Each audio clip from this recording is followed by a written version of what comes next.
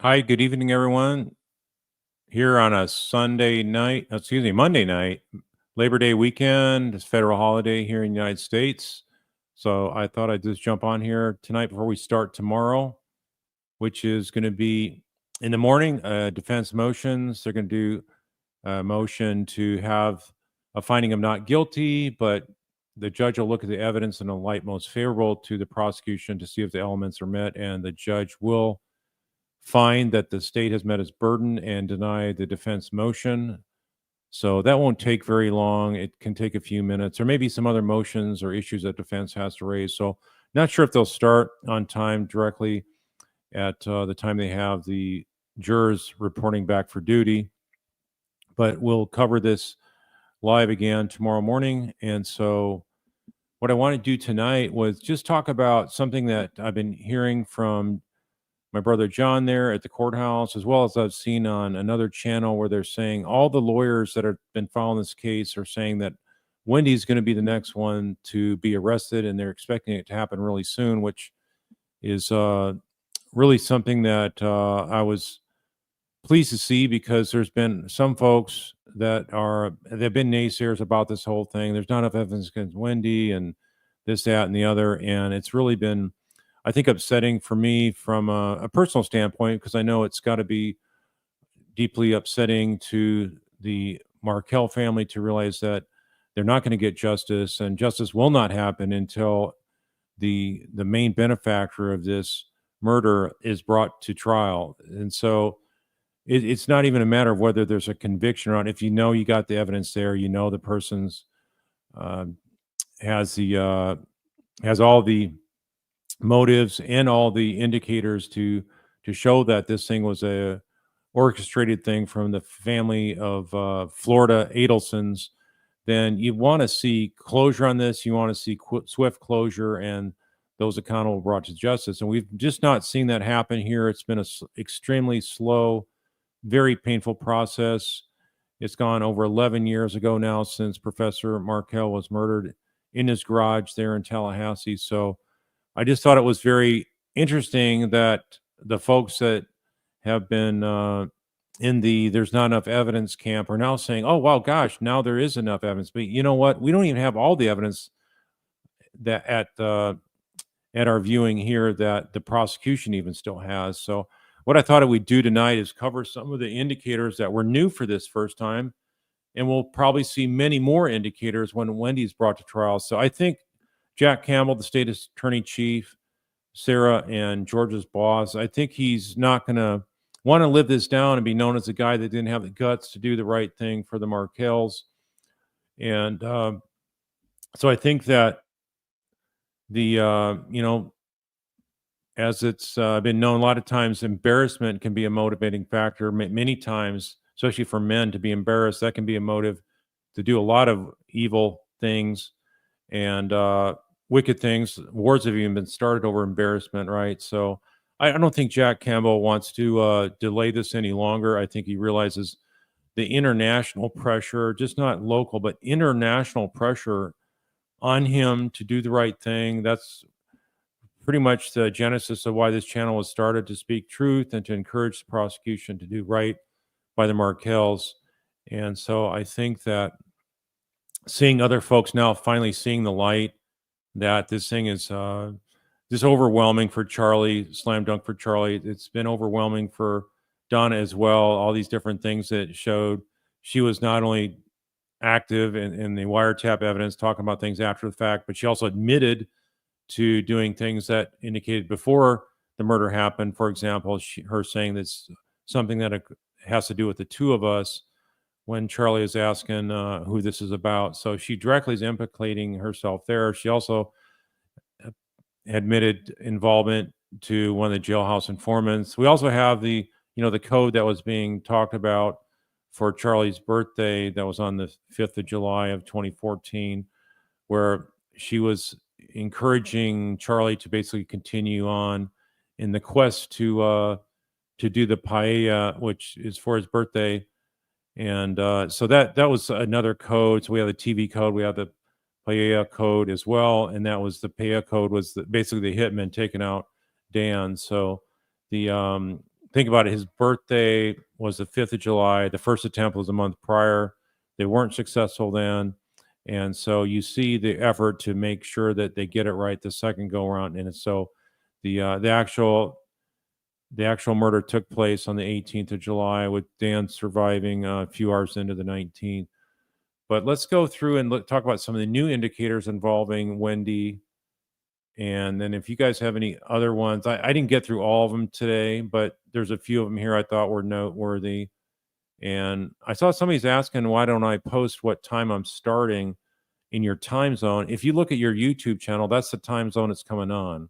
So if I'm in Central Time Zone, it's going to show my time for any channel I'm waiting notification on. If you're overseas, whatever time it's showing for you, unless YouTube has got some kind of technical glitch, it should show that that it's that's for your local time zone. And so if you keep that in mind. All right, so let's go through here. I'm going to go through this list, and then we'll take some Q&As after that.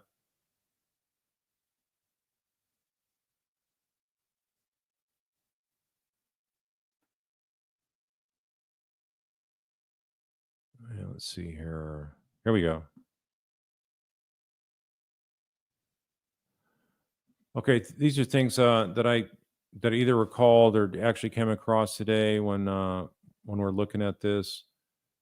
So one of the most damning things is Wendy canceling her cable on July 6th. She had switched to Netflix, was a reason for that, from her parents' condo. And think about it, the parents even leased the condo just a couple months before this murder was happened. So this thing was really being ramped up. And Wendy's involvement here, having her cable canceled, is that just a coincidence? That in and of itself would not be, obviously. But when you stop to think about what there are for indicators that Wendy knew this was going down, and what did she do to help facilitate it? And then we saw that she was asking Dan what was his whereabouts from the 14th to the 18th of July, and he's murdered on the 18th. So she wanted to know if he's around for the hitman to come up there. Obviously, it wasn't going to be another wasted trip. Otherwise, they would have picked a different date.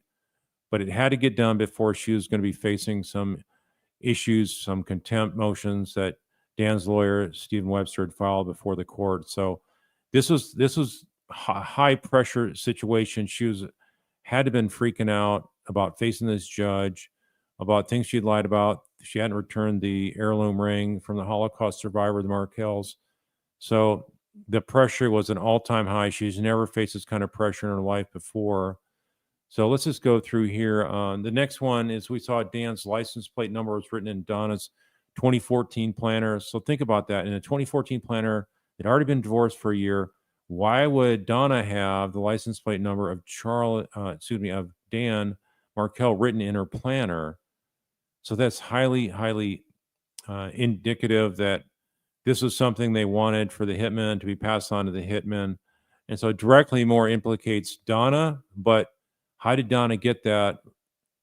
The most likely natural source is Wendy. So this is another thing where you have indicators that have some overlap, and any overlap makes it look like this is a Florida family operation. And so it just has a bleeding carryover effect that mom knew and helped pass on the number to Charlie. Because think about it, if they're divorced for over a year, let's say Dan had the car for multiple years, would you really save that license plate number in a 2014 planner? Dan obviously didn't drive down there to Florida to visit them at all when they were divorced. It was a contentious, very extremely contentious divorce. And so he had no reason to drive down there to do any kind of drop off with the kids or anything like that. So this totally looks like this was done for the purpose of having that information passed on to the hitman. All right, next we have Wendy now says she was told of the shooting while in transit with Detective Isom to her interview there at the Tallahassee Police Department. And then she mentions this as an effort to explain why she later references herself being thought of as a suspect. She thought I might have been a suspect, is what she said, when she was being brought down to the station. But yet, if you look at the actual interview she has down at the Tallahassee Police Department, it's like the first time she's hearing about Dan being shot. She has no idea, and she tries to fake it as if she had no clue. But those of you that have seen it, we've covered it on this channel. It's like it's so obvious she wasn't surprised and shocked because she never had any detailed questions asked. She never went into shock or denial when told that Dan was shot and he's not going to make it. So this is a huge indicator for her. It also shows she's lying and trying to come up with something on the fly. She didn't know that question was going to be asked. And so this is what she comes up with. Oh, I knew about it then. Think about it, though. When you know of someone being shot that's critical as a figure in your life, even though she's divorced from him, this is the kid's father, you would know exactly where you heard it and how you heard it. This is not something you're going to, oh, let's see, was it in the Detective Isom's squad car or was it at the police station? You would know. It'd be etched in your mind if this was a traumatic event. And so this is really an indicator of deception and consciousness of guilt. Next, we have Wendy asked Jeff about memory retention of young children in the 3 to 5 year old range. So this happened sometime before the murder, and so this is very much her hoping to have an answer from Dr. Lacasse that this is not going to affect her children. She can, move on from this. The kids won't have any memory of Dan whatsoever. We can erase his name from the books. It's basically like he never existed. And so this shows extreme level of calculation. This one indicator is one of the top 10 indicators now against Wendy that we have not had before. So keep in mind, this is all new here. We had in this trial, the judge kept that out because the defense objected and said, well, we didn't know that Jeff Lacasse was going to mention this, and there was not any previous disclosure of this. So anyway, it wound up not coming in. The judge asked the jury to disregard it, but the jury has heard about this. So not that they need it for this case, but this will be even more important for Wendy's trial. Then we also had a situation where Georgia asked Wendy, was there any discussion with any members of your family about the murder on your trip to South Beach? In other words, for Harvey's 70th birthday. And she says no, but she squeezes her eyes tight and then has a rapid blinking afterwards, which she does a number of different times. So keep in mind, folks, what I've been saying is that for Wendy, if you want to know she's really having consciousness of guilt about something she's lying about, just look at her eyes. Her eyes tell it all, and she'll squeeze her eyes. And now this time she's really been fluttering her eyes a whole lot during this trial, more so than any other. And so she knows things are rapidly moving, I think, to circle the wagons around her and target her with an indictment. Next, we have Wendy says she showed the liquor store clerk the invitation requesting the bullet bourbon. So if you were emailed an invitation, and let's say you printed it out, even, why would you show that to the clerk? They know exactly where to find it. Why would you want to show them that invitation? It just shows to me that it's looking like she's trying to get the clerk to remember, oh, yeah, she showed me the invitation. Why would you do that? Why would you do that? If you're not familiar with this type of liquor, but you're familiar with this liquor store, and that's why you went 40 minutes out of your way, and then you're going to show him that instead of this saying, it's not like a list of things. If it was a list of different liquors, then I could totally understand that. But if you're saying the invitation has just that one type of liquor, and so let's just say, even if you didn't remember, you walk in the store, you're going to look at it yourself. Are you going to really hold it up for the clerk to see? No, you're not going to do that. So that's another indicator that there was breadcrumb drop in there. And also take into account, Wendy messaged Charlie and said she's so happy she doesn't live in Tallahassee anymore. We heard about it in earlier trials, how she was happy with Tallahassee. Everything's going fine. It's going great. She has a job she likes teaching, and she's working for a university. So she's established there. There's no reason to really move. And if she doesn't have the relocation granted, it's not a big deal. So The other thing that's really a smoking gun, more for Donna and her actions, but we don't. Then again, we don't know who sent the invites, right? This birthday invitation, the invite, refers to the boys as Adelson as well as Wendy. So think about it. This was before July 5th that an invite goes out, and the boys are already stripped of the name Markel. And that invitation, whether Wendy saw it or saw it after the fact, you're telling me she a normal mother would think that's something that's acceptable. Mom, knock it off. This is something you shouldn't be doing. And so most likely, though, if she said her mom and dad aren't that familiar with computers, the e-invite is probably written up by Wendy. That's what I would argue to the jury if I was a prosecutor. So she's already in the works. So when you consider all these things that she's done, canceling the cable, her parents are moving to a bigger place at South Beach. She's able to enroll the kids right away under the name Markel. Legally, of course, it was still, Adelson. Legally, of course, they were still Markel until close to a year later. But everything is looking like this was an orchestrated effort by all these Florida Adelsons, and Wendy's up to her eyeballs in it as well. Her DNA is all over this crime. Next, we have Wendy texting Dan indicating she's going to pick up the boys at 3 p.m. on the day of the shooting. This is one that I'm going off from memory. You guys correct me if I'm wrong, but I remember something about her indicating she wanted to pick up the boys at 3 so that Dan would not have any contact with the kids. And if there's no contact with the kids that afternoon, it provides a wider window for the hitman to try to hunt Dan down and execute him. So obviously it was done before noon. So this, whether she picked him up at 3 or later, it's not material, but it is material from the standpoint if this was really her request to pick up the boys at 3 o'clock. Then of course we saw some arguments going on, and Dan saying that basically it was nice was fun when it lasted. In other words, them working things out with the kids and all that. So why wouldn't she just agree to have the kids stay with Dan a little bit longer in the afternoon to go swimming?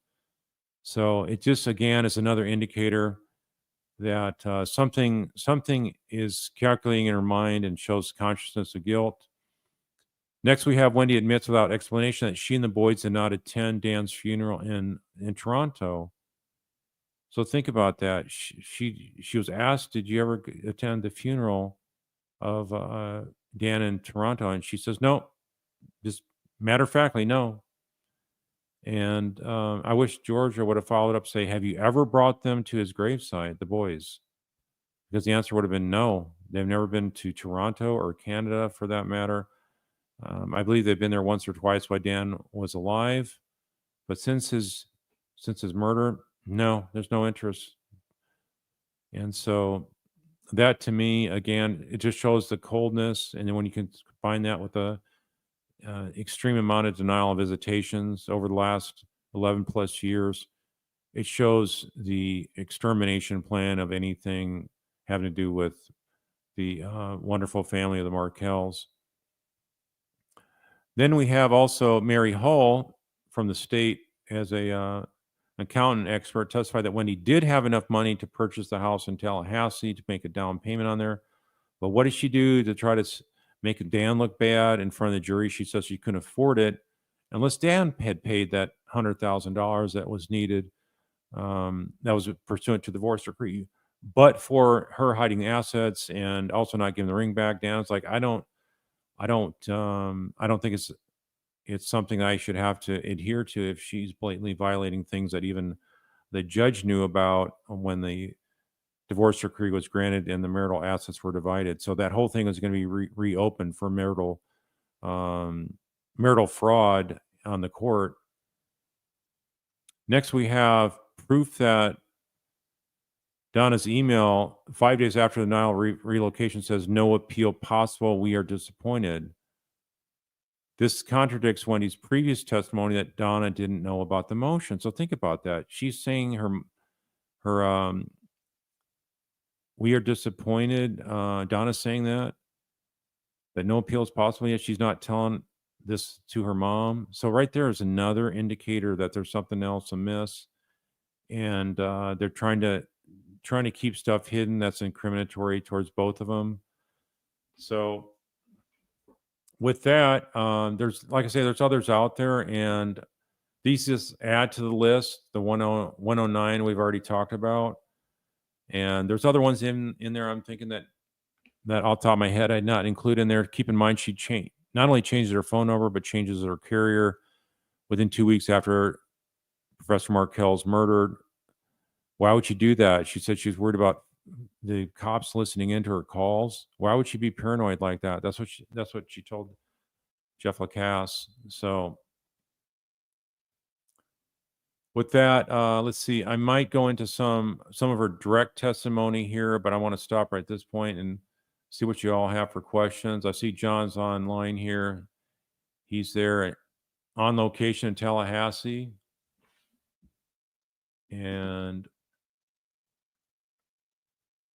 that's something else that we have a change up of plans. So instead of going to CrimeCon, we really feel the necessity and need and importance for us to instead go to trial. So we're going to go to the trial for a few days this week, Leslie and I. And we look forward to this. And really thought if we went to CrimeCon the whole time, we'd be thinking what's going on in Tallahassee, and a chance to see some of these honorable Markels. So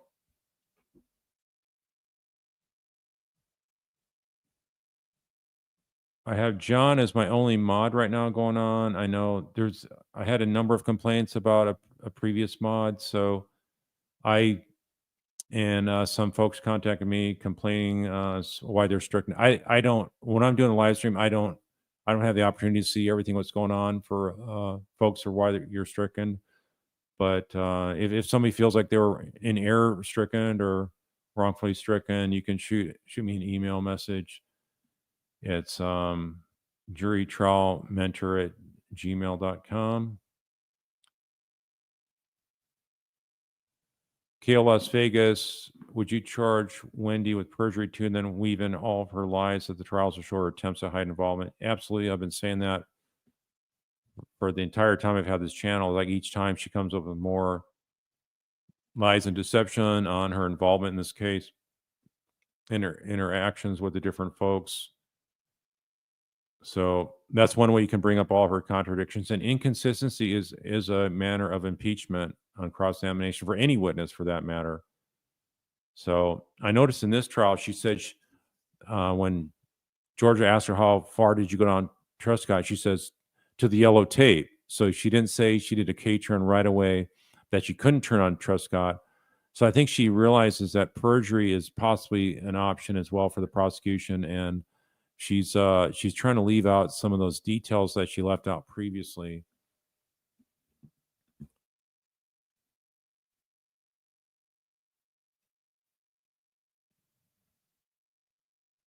Rachel, you're asking why hasn't Wendy been arrested already? Well, I guess they still want to use her as a witness, and they may want to use her in rebuttal. And so until the evidence closes on behalf of the prosecution, keep in mind they can also call folks in rebuttal to the defense case. That starts tomorrow. So I believe they're going to do it within days of this trial being over with, just like they did with Donna.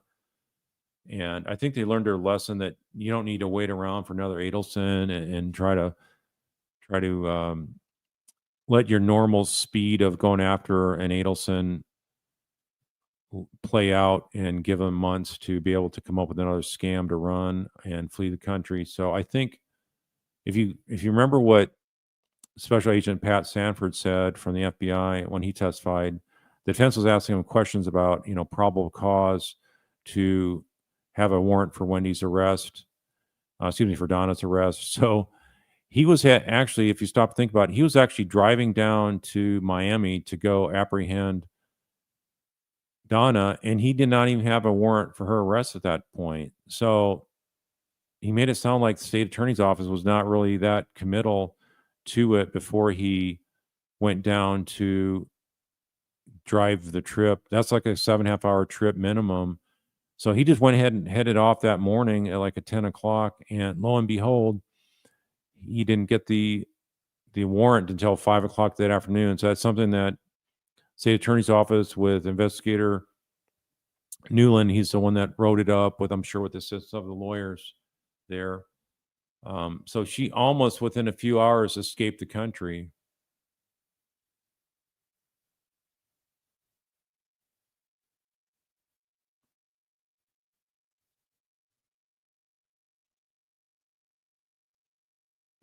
Vivian Oliver, so many law tubers are saying there isn't enough evidence on Donna and nothing other than what Charlie told her. I'm watching and see guilt. What others are missing.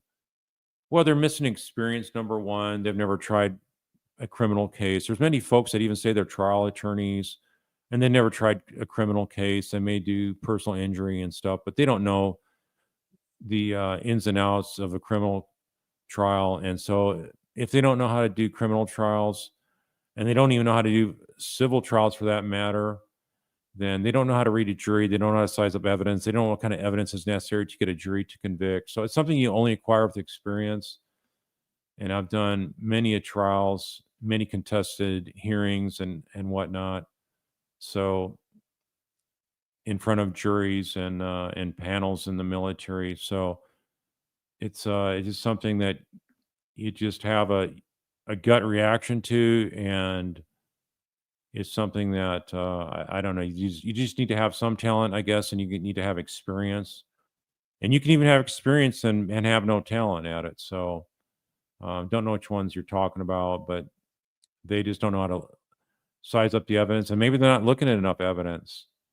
So there was somebody that was on court TV recently that was a defense attorney, and he was saying really ridiculous things about this as well. So um, don't don't worry about what they say. I think I'm going to be rock solid and call it for what it is. And there's other channels that won't even predict an outcome on this case. At least they did in the beginning of the first week of the trial. So, what's that tell you? I'll stick my neck out and I'll call it like I see it. And I've even, I'm not just all pro prosecution. No, like they cannot do anything wrong. Sometimes people say, "Well, you know, why you having anything negative to say against prosecution when they're in court?" Well, if they're doing something wrong, I will say that as well. So I'm giving you my play-by-play commentary on what I think should be done, because I believe that justice is on the side of the Markels and they have the right folks targeted in this prosecution of Donna, just like they had the right one for Charlie. Think about it. There was even people that filed this case there that said there was a 50-50 chance Charlie was going to get a hung jury. So I just don't, know why folks would not get it. But anyway, it's I guess a motivating factor for why my brother was able to twist my arm to get me to start talking about this.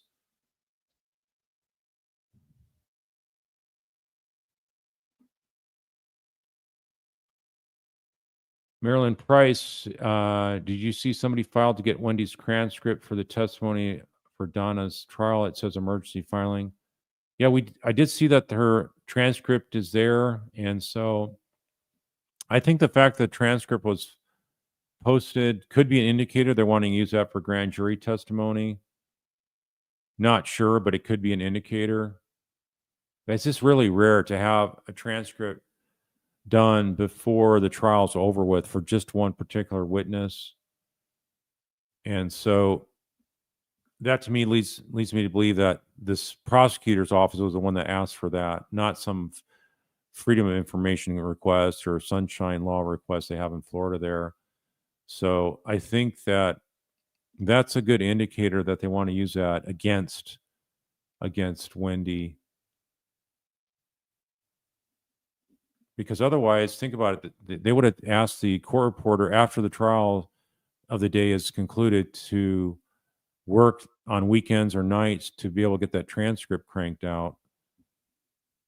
So that's that's something that, like I say, is very strange and very odd, unless they want to use that for something quick. And like I say, what else would they need it for other than a grand jury?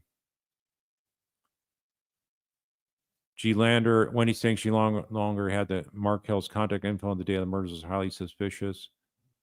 It is, and she didn't offer many ideas. If even if that was true, she never offered many ideas on how to reach them. Right. So she could have mentioned businesses or ways to find them, or hey, they have Facebook accounts or what have you in social media. None of that was ever offered.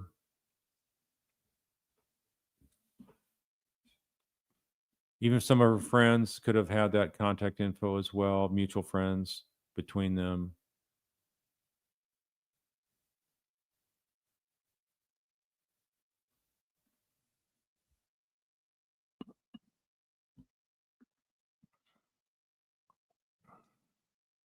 J Cash, Wendy arranged the lunch date and then made her friends wait 20 minutes because she was so late on the other side of town getting bourbon and gas. Yeah, it sort of really was on the other side of town. Why didn't she just set a lunch date at a later time? I think it's because of like a normal routine thing. I don't know if it's every Friday, but it seemed to be a recurring thing from what I understand. But why would you even? She said, I thought I got gas as well. So you're not going to have your gassed up car. You're going to go 40 minutes out of the way, and you're going to take a so called shortcut down Trescott when it has all these speed bumps and all the trees and whatnot. And it's the last place you'd go if you're trying to take a shortcut and you're late for lunch.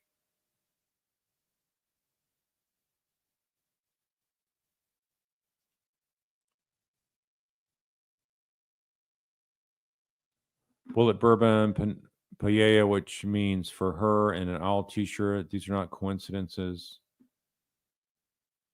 Yeah, I think that they thought nobody's going to pick up on this stuff. They could be really funny, cutesy about it. The bullet bourbon thing. They supposedly have an invite, but that's something else that could have been made up by someone as well on the Florida Adelson side of the house.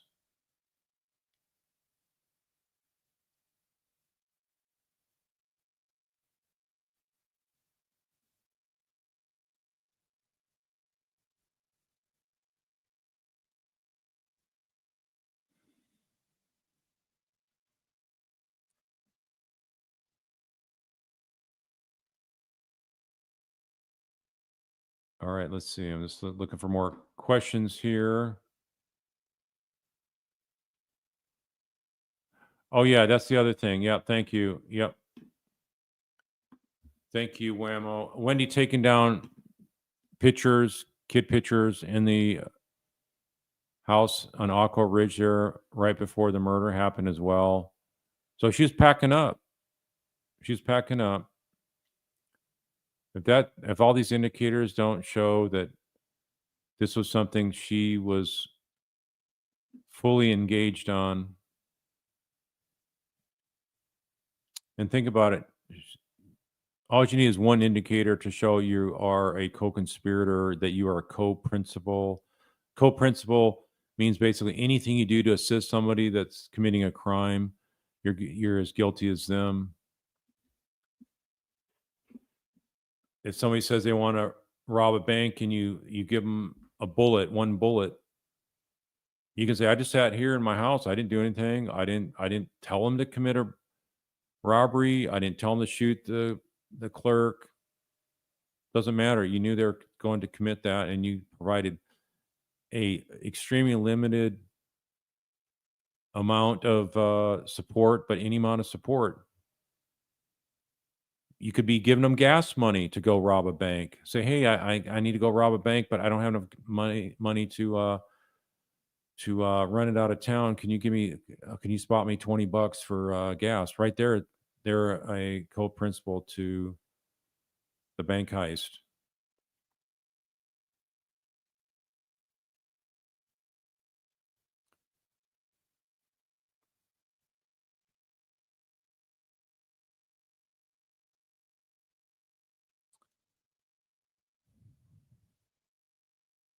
Lisa Mona, Wendy said that the day of the TV, she had spoken to Charlie, then had breakfast, then she was to have lunch 2 hours later. Who eats twice like that? Well, maybe she just goes there more for socialization than actual eating. So I don't know what her eating pattern was. So I don't know if that's really much of an indicator. But just because an indicator to me doesn't mean, all my indicators are going to be adopted by each and every one of you, but collectively everyone gets it.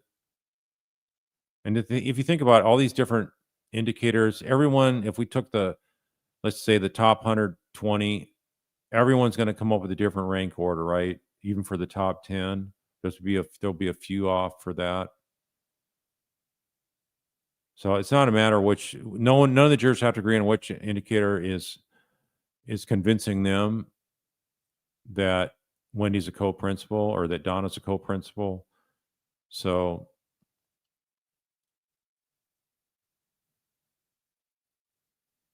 Lori O, does Wendy's subpoena guarantee her still being in Tallahassee until the end of Donna's trial? I would say that because she's subpoenaed, the expense for her trip would come the out of the funding source for the state attorney's office. So are they going to pay for her to stay there for over a week and over a 3-day weekend, or would they allow her to fly back and then say, we're going to call you back and use you for rebuttal, so you need to be here? Do they work it out where she's going to be flying back tomorrow or something? So don't know for sure, but she's nonetheless still subject to being recalled on the state's rebuttal case, but that is something that we won't know for sure what's going on behind the scenes. Maybe they did release her after the state rested their case in chief anyway. They may call some rebuttal witnesses.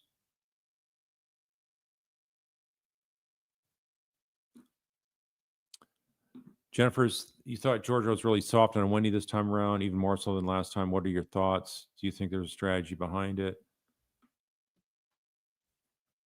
I think that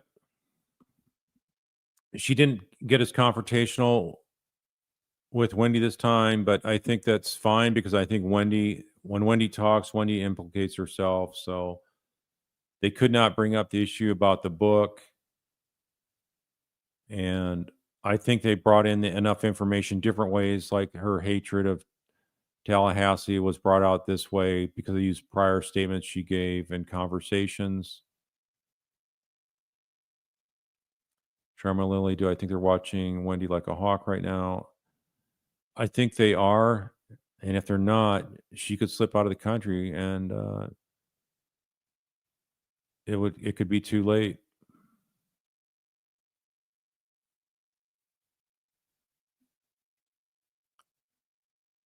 Fletcher Boy, doesn't having transcripts during the trial usually costs quite a bit of money. It does for the parties if they want to ask for it, like the defense, if they want a transcript, because then they'll charge you personally to create it. If there's an appeal involved, then they probably don't have to pay for that. The state would pay for that, but the court reporter most likely works for the government, so I don't think it'd be extra costs other than maybe overtime for the court reporter. Cindy, you're asking, will the defense call Charlie or will they need to ship him back up north? Charlie, he could be like Wendy and through his counsel say, we're not letting Charlie testify unless he has an immunity. Charlie being called by defense, he does not have any immunity whatsoever. So it'd be interesting to see if he goes against his attorney's advice and says, hey, I want to testify. But I think from what we've seen here of Donna's attorneys, they know she's guilty. They know Charlie's guilty. Why would you want to bring a convicted murderer up there to try to help with your client? So I don't see them wanting to do that. But you know what? It could all change because Donna's the one sort of controlling the ship. And she says, by golly, I want to have my son testify. He was extorted and the jury needs to hear it right out of his lips. So, maybe the attorney say, okay, well, we'll call him and see what happens. We'll see if his attorney objects or if Charlie doesn't override.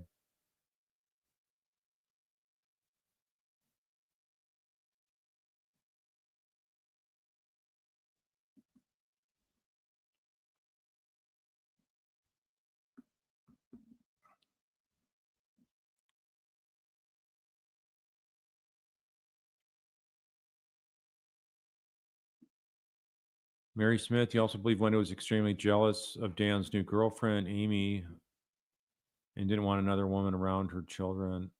I think that's what a lot of folks would take away from that. She was not just an adjunct professor from year to year. Oh, that's the other thing, in the earlier trial, she made it sound like she had a job she liked. This time she's saying, well, the it was paid under a grant, and because it was grant money year to year, I didn't know if I'd have a job working as an adjunct. She only taught two classes per week, which isn't much at all. And so the other thing is, I recall her testifying that her and Dan used to talk about for every one job he gets transferred to, then she has to take two bar exams for the different states to move around to. I'm like, what states do they move around to during their marriage? The whole time they're in Florida. So why would she have to take another bar exam when she's already licensed in Florida? So that didn't make any sense to me. I think that's another indicator. Talking about having to sit for other bar exams. She never sat for other bar exam because they're moving. Now, if she wanted to do it on her own, that's a different story. But if you look her up, there's no other state she's licensed in that I last saw it besides Florida.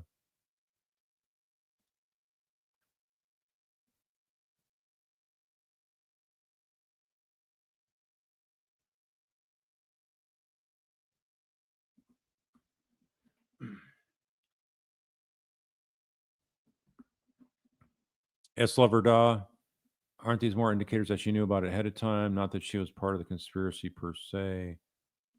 Is there enough to get her on the accessory before the fact? Well, if you're an accessory before the fact, you're also guilty of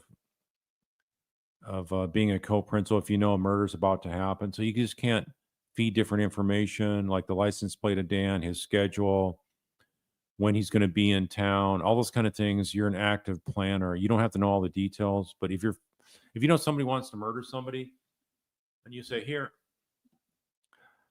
he's going to be in the town where you're having folks drive 7.5 to 8 hours away. He's going to be in town on these dates. You got 4 days to kill him. In other words, and they're sending up hitmen, and you give them a 4-day window when Dan's going to be in town. You are guilty right then and there of murder. So you can't sit there and say, well, I'm not the one that hired the hitman directly. I'm not the one that was going to pay him directly. My family's going to do that. I didn't know what day he was going to be killed. I mean, you can't be in a position where you're just trying to claim denial for this kind of thing. Dogs discussion, that's come up a lot. You want to know if Wendy hired a babysitter for that evening, so for the boys, so she could go party. It was basically a family friendly environment, so there was no daycare necessary. I think another indicator is the fact that she handed out the keys to multiple folks, saying she lost her keys. I think that was probably something so she would have the ability to have someone pick up the kids in case she was brought in for questioning. I think it was that thought out.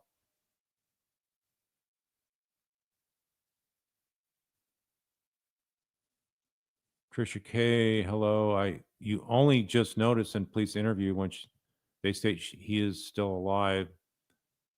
And a bit later, she states that's a game changer. Yeah, it is a complete game changer if he is able to survive and recover. Because guess what? It's back on the court, all that court hearing and her being held in contempt and her maybe losing her job and getting in trouble with the state bar. All that was on the line. It was back in play. She got scared he wasn't gone. Yeah, that's what I think was going on there.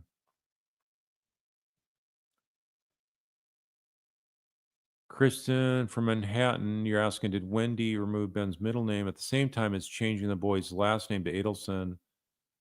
I don't know which of the two boys had their middle name removed, but it was the one that had lineage from the Markel family. So the one that didn't have lineage was kept, and the one though that had the lineage from the Honorable Markel family, that was the one that was removed. So, like I say, why would you remove a middle name? Just the whole idea of saying you have to change a kid's names to protect them because there's some dangerous hitman that could still be on the loose is just so ridiculous.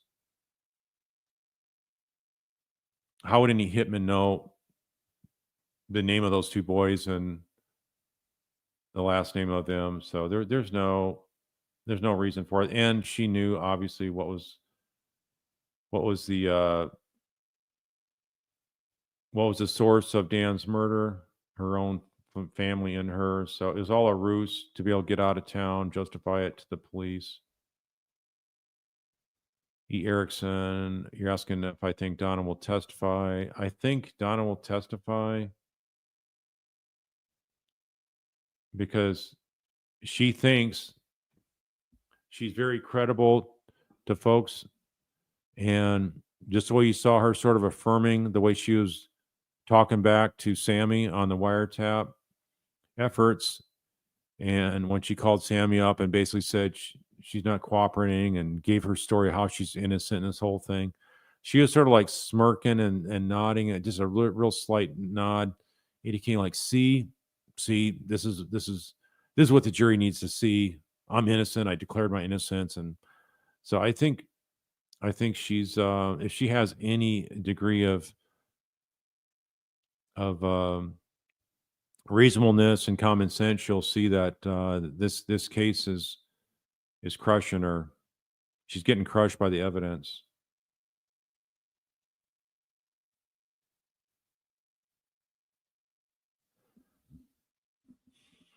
Positive vibes. You're wondering how is it possible that so many adult family members are not able to tell the truth and toe the line with their ridiculous excuses and lies and maintain no remorse even as they go down in flames?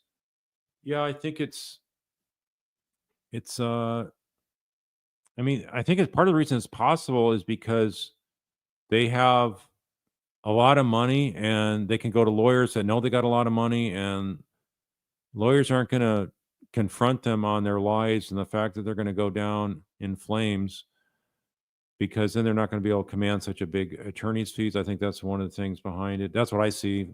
So whether that's at play here, obviously I don't know for sure, but that's a constant theme. How many criminal defendants you see have that kind of money? I bet you nobody in Tallahassee has ever been prosecuted that have the kind of money the Adelsons have had. So if you're gonna go after folks that have all this money, and you're gonna have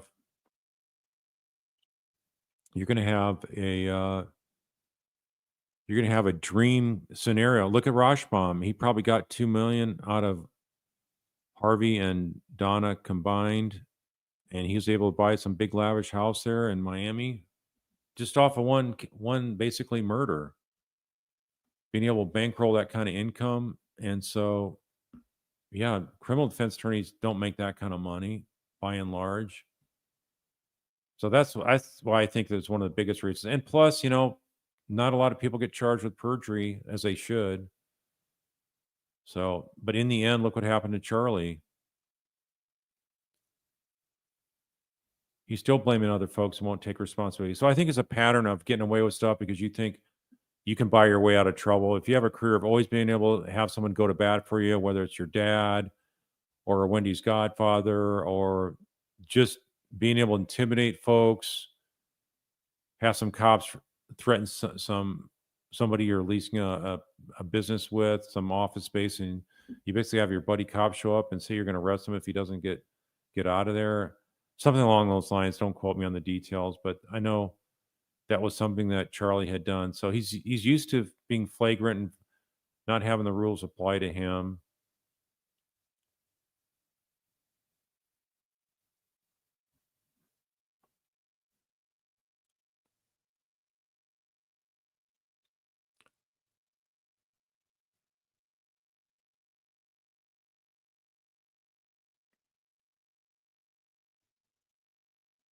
Okay, let's see.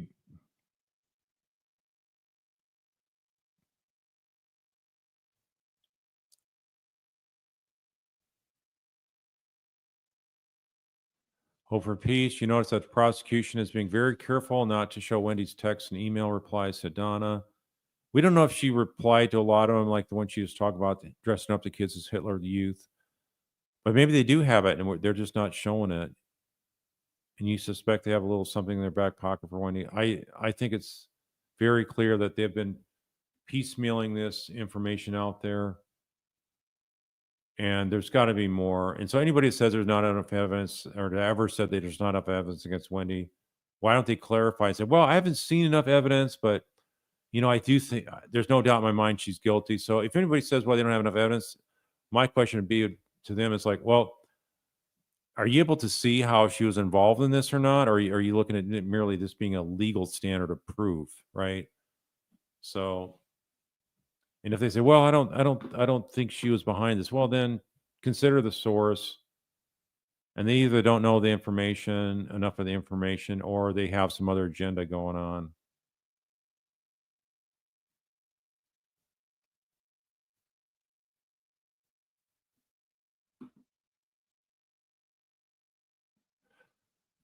Wendy not calling Dan, the school, or having questions about what's going on when she saw the police tape. I mean, that right there shows she had foreknowledge. It's just like Jen McCabe not going to the house to check on her sister and her brother-in-law, says Kate. Yeah, I totally agree with that. Shows conscience of guilt.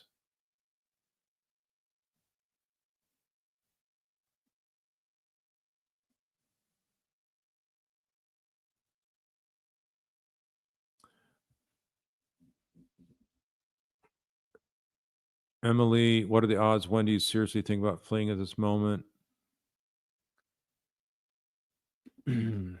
That's something I think she's going to think about if she makes it back to wherever she lives. I think that'll be something for her to ponder. I think it's not going to be as easy to her to flee. Is she going to take the boys with her? I think that'd be really probably the number one thing that prevents her from fleeing is having two teenage boys that she'd have to account for. And they'd be on social media. They'd somehow report to somebody where they're located, or the FBI would be able to find out where they're connected to, what IPN or whatever. So they'd be caught pretty fast.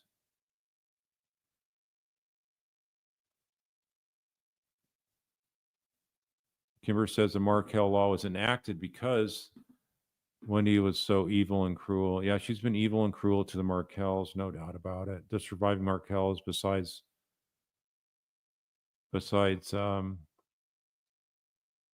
Dan himself.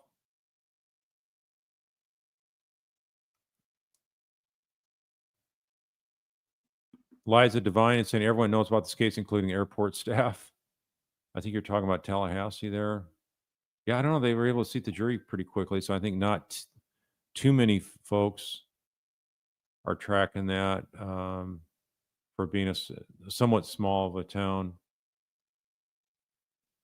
Television, yes, I do think the TV repairman would be a good witness for the prosecution Wendy's trial. There's some guy with the same name as him that died a year or so ago. That's not accurate. TV repair guy is still alive.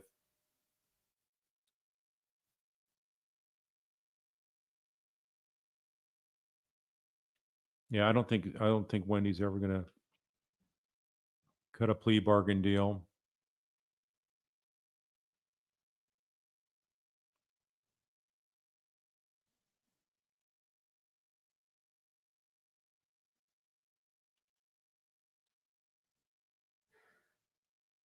Mary Elizabeth, she said she was informed that Dan was shot when Isom picked her up, but according to the interview, Isom told her at the police station. Can this be held against her? Absolutely. I mean, it just shows, like I say, you know when you get bad news like that exactly where you're at, how you heard it. That'd be sort of like a 9/11 memory. Everyone that's an American remembers where they're at when they heard about the 9/11 attacks. You don't forget that kind of thing. And she would not have forgotten where she heard about Dan being shot at. So just another indicator she's just trying to manipulate and deceive every step of the way.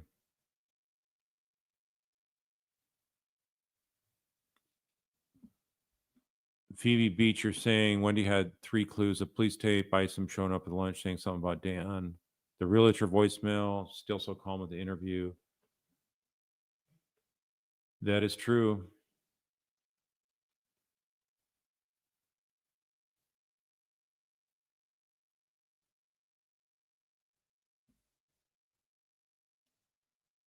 Any Tilsner, did Peter Weinstein have an influence on the case?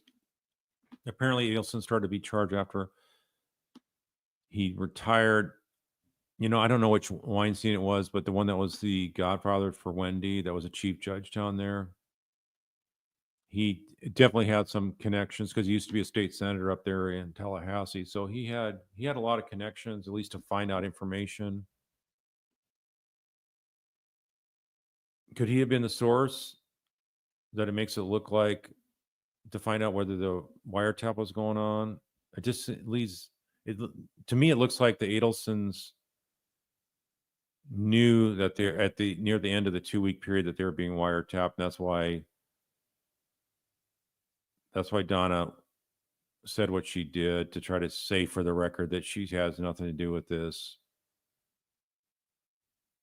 She's not in the loop. In other words, I know something about it, but I'm not totally in the loop.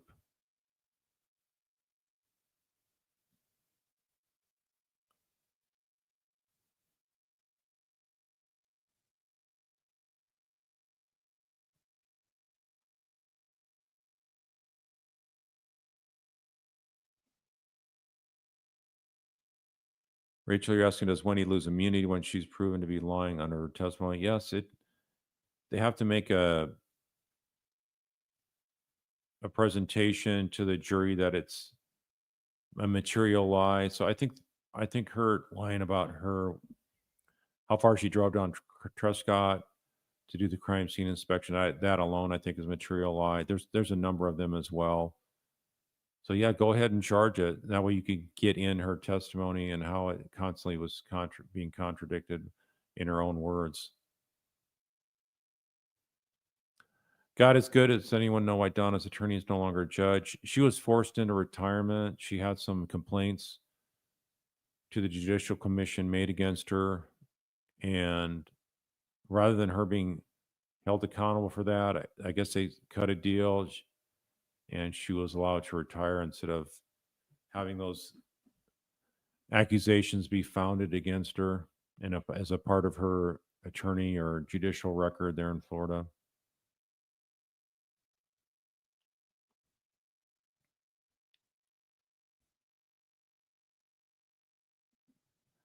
Nadia Waldman, can the state simultaneously try Donna and hold a grand jury? Yeah, grand juries are totally separate. They're not the same juries that you see here for Donna's. Grand juries normally sit for like 6 months at a time. They're not just a one case situation. And you could also have the indictment already there and they just have it sealed and then they unseal it when they arrest her.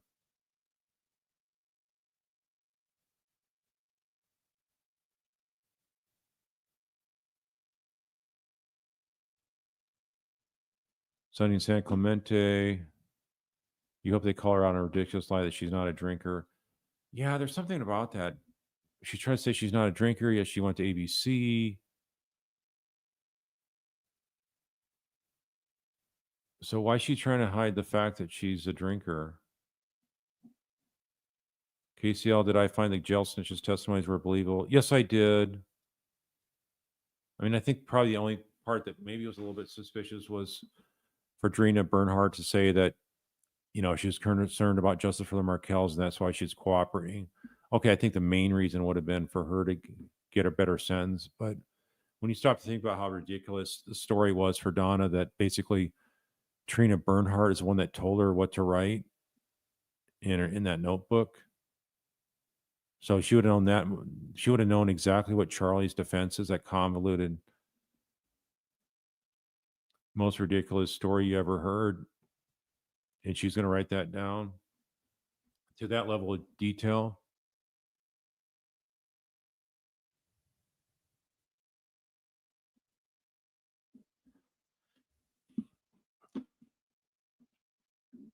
Mongeezy, do I know if Laura, Wendy's defense team, has remained in the courtroom to watch the trial and observe the jury during the days after Wendy testifies? Just because the attorney's there, I do think it's an indicator for me personally if somebody has an attorney hired for them and they they're basically, there's no involvement whatsoever, and they have that immunity and stuff like that. So she spent, I think, over a couple $100,000 on having Laurel there every step of the way. So I think that's an indicator. Oh, the also, let me see here. Yeah, another indicator was, remember she testified this last time about how she had some static in the line and got disconnected or hung up with Detective Isom as she's heading back to Miami day after the funeral. And then she says that he never called her back. Well, guess what? She leaves out the part that she had her attorney call Isom and tell him basically she's represented by counsel. So she was misleading on that as well. And that begs the question. And I would, if I was George, I'd have asked her, well, when did you hire a defense lawyer? Dan gets shot on a Friday. You're driving down to Miami and you're scrambling to get a defense lawyer. That's really interesting. If a defendant is on trial, they can't ask that of the defendant. The prosecution cannot ask that. When did you get a lawyer and all kind of stuff? Because that'd be prejudicial. But as somebody that's just a mere witness, you could ask that kind of question. You couldn't bring that out in Wendy's trial, but I would have liked to seen that be brought out here in this trial.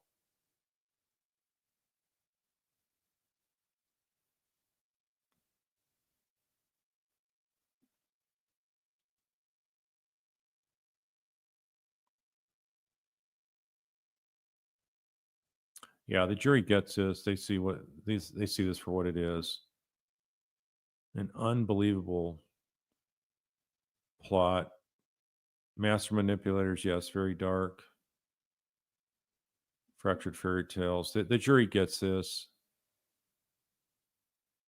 They are a model jury. They are totally dialed into this.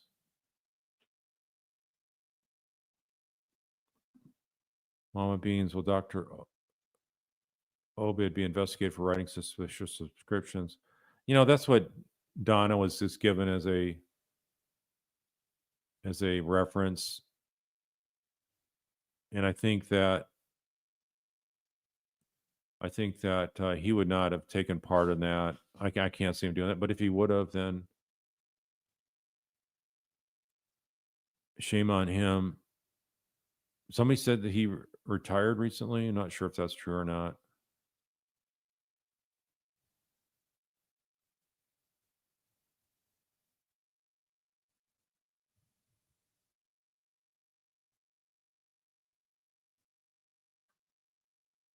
Yeah, fractured fairy tales, Donna Groom, Drina, in your opinion, totally agree.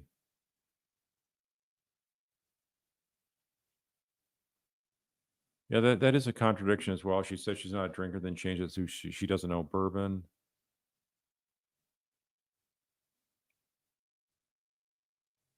Queen of Hearts, yeah, the handwriting expert was awesome. I've never seen that where you make the prosecution go through the whole details of how it's damning to the case, then you stipulate afterwards. I guess unless the prosecution said, okay, you can stipulate, but we still want to have it explained as to why it is Donna's handwriting. So maybe that's the case as well. The defense says, okay, you're going to stipulate, but we want it to be shown in just the same as it really shows the effort that Donna made to write that script for Drina to follow.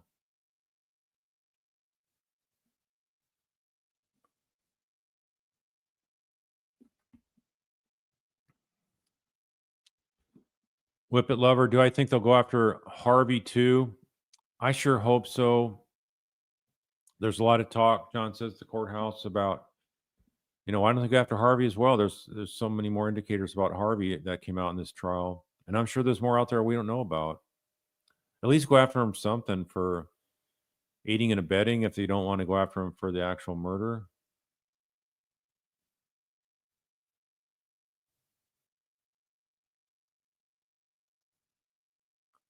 Scorpion, do I see a video of Charlie transport Tallahassee? He's talking to himself in the back. Strange. Yeah, I saw that as well.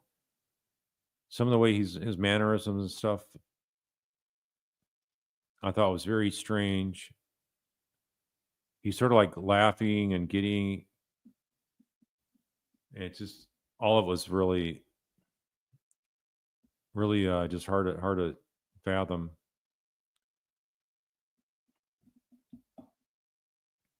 Also, I thought it was what's the irony? They stopped at a Wendy's.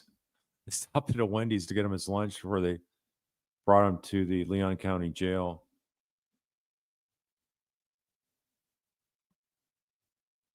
Proud is saying, "Why does Donna wear headphones?" Well, I think part of it's to make her look like she's hard of hearing. I think she can hear totally what's going on in the courtroom, but she's not going up to listen to the sidebar. So maybe it's so she can listen to the sidebars is one of the reasons why.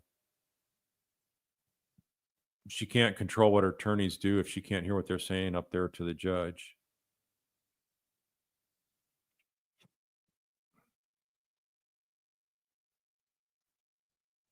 Yeah, so Karen's Beardens, you're saying how a grand jury works. You had 1 day a month for 6 months. We'd hear 20 cases in 1 day.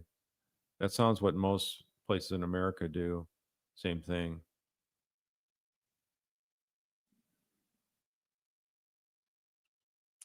AJ's asking if Donna and Harvey had fled right after Charlie's verdict. Could they have hired a lawyer while in Vietnam to take care of all their financial affairs here?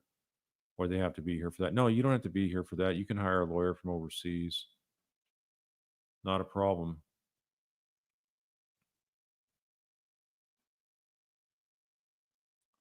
I see there's I haven't come across them yet, but I see them up above here. I can't show them. Oh, here it is.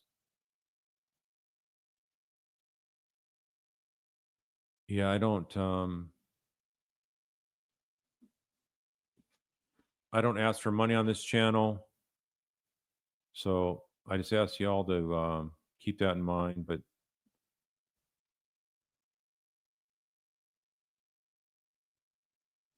let's see.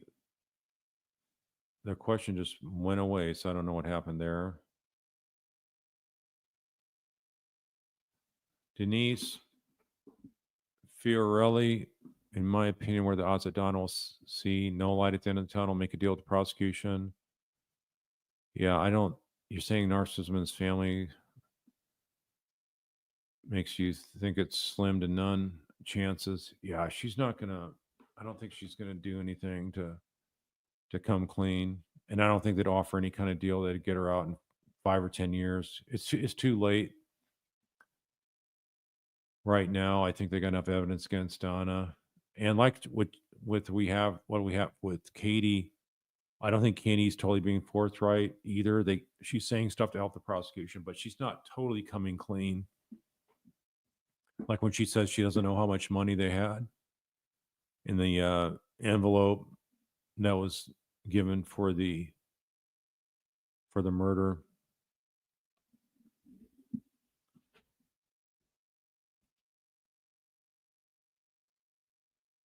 Sarah Howard, you're saying that 18-minute call to Charlie from Wendy. Wendy wanted to know for sure that the hitman was on the way. I think so. They had to have been talking about that. Wendy was desperate. She was in a desperate state at that time. Penny, you're asking, can I discuss Charlie's mental health? Well, he seems to. I can't describe it. I'm not a healthcare professional, but he seems to be acting very strange and too much in a happy-go-lucky state for what he's been through. So I don't get it. Maybe they have him on some kind of psych meds.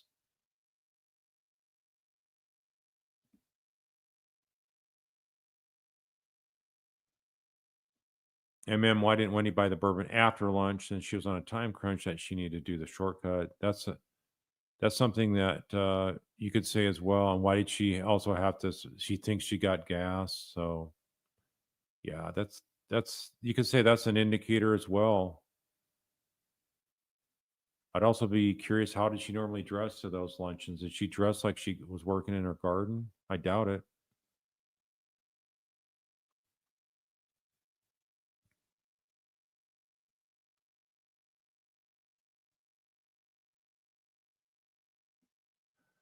Sonny San Clemente, another possible indicator about Wendy's in the police interview. Wendy's friend who said that Wendy dropped off her boy's clothing that they outgrew the day before the murder. The timing of it. Oh, that's very. If that happened, that's very suspicious. That's a very good indicator. Just like all the other stakes she's pulling up there in Tallahassee, canceling the cable service, the landline cable service.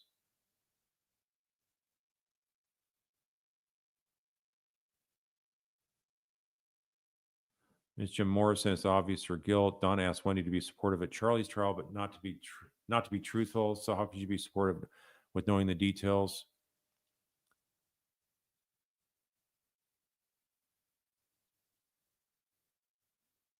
Nicole R., do you think Judge Everett knows there's a possible indictment on Wendy? I'm not sure if they'd tell a judge. Normally they would not, so I don't think he's in the know. Mr. Dramatic, do I think Tim Jansen will be local counsel for Wendy? Well, I think he sure would love to get his $1 million client. I'm sure he's never had one before, and so he wants to follow in Rashomoni's footsteps, I'm sure, but he's sort of not been really calling out Wendy on this stuff, is he? So I think he's sort of trying to be mute compared to his normal verbose opinions on not enough evidence against Wendy. So even he now is seeing and saying that he expects Wendy to be arrested. So what's that get you? He could still represent her because he's always advocated, at least in the last 2 years, he's talking about how there's not enough evidence. But I don't see them hiring him at all.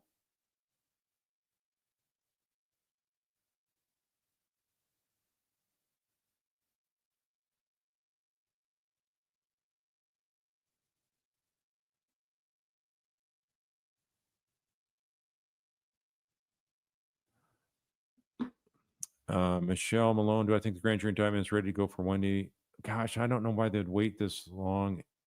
Hopefully it's under seal. Obviously I don't have any insights to that, but hopefully they're not dragging their feet much longer.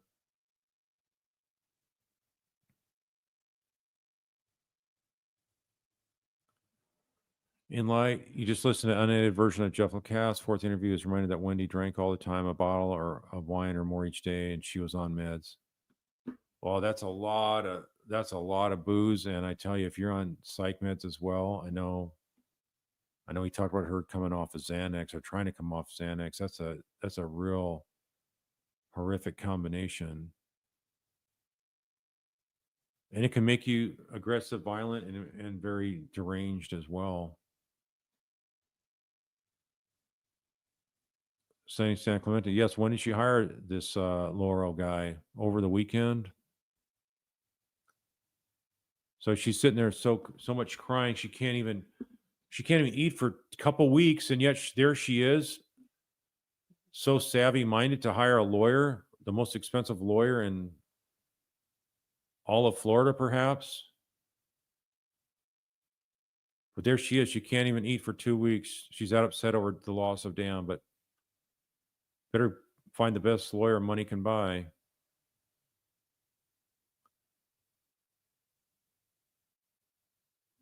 Brady Star, you heard the Laurel bills mega bucks an hour, nearly 1,000. I think it's more like 1,500.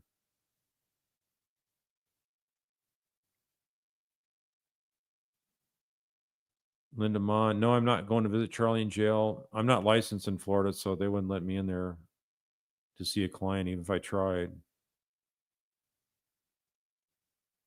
And I would not try because I'm not licensed there, nor would he want to see me. I'm sure he won't want to see me.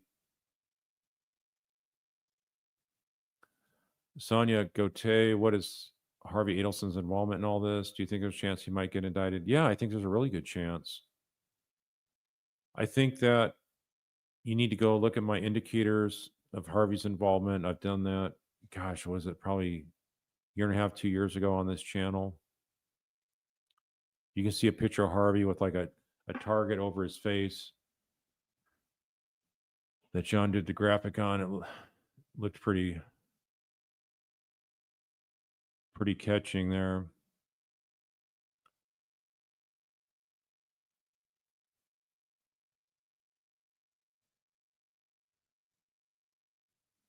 Dogs, discussion, will Wendy get bail if she's arrested? No, for first degree murder, they do not allow you to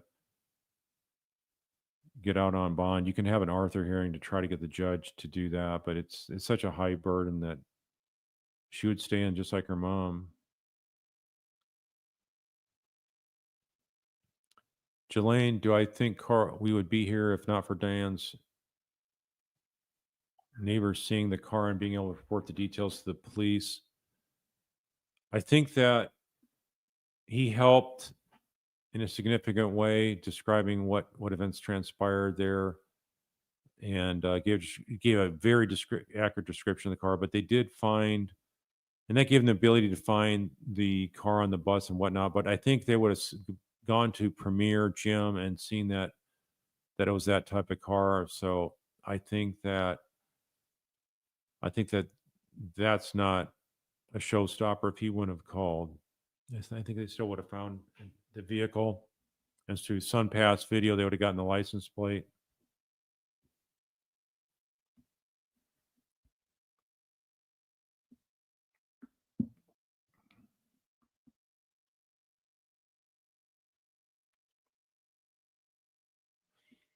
Grappo, you're saying a major indicator of guilt is that Donna and Charlie spoke in code. Innocent people don't speak in code. The act of speaking in code is solid evidence of being a co-principal or co-conspirator. That's a good point. I totally agree with that. Thanks, but keep your money.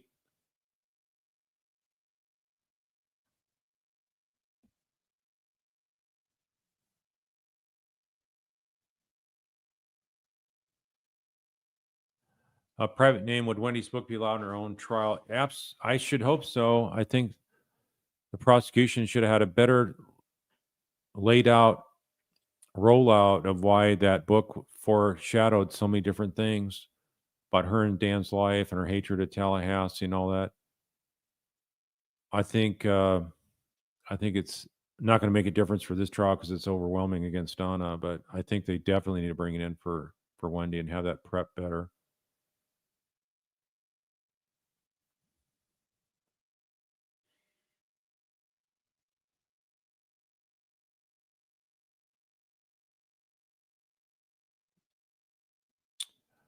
Adol Ryan, is WhatsApp that secure? Everyone uses it in Ireland. Did not know it was encrypted. Yeah, I heard it got hacked twice, so don't know what the extent of that was, but supposedly it's encrypted.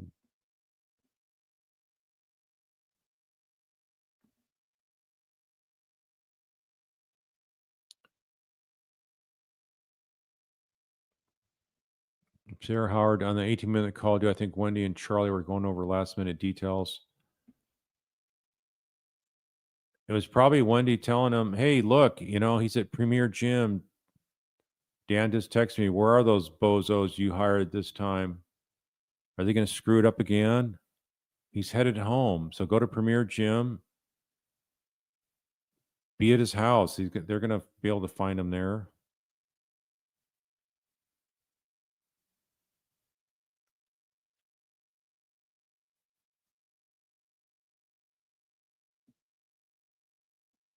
Annie Lavelle, but if they can't use anything Wendy says in these trials, what is it they have left to go for a Wendy trial? Well, they can, even if they don't charge her with perjury, anything inconsistency she says, that they could cross her on that. So she can't come up with a whole new story on anything and not have her previous testimony be used for impeachment.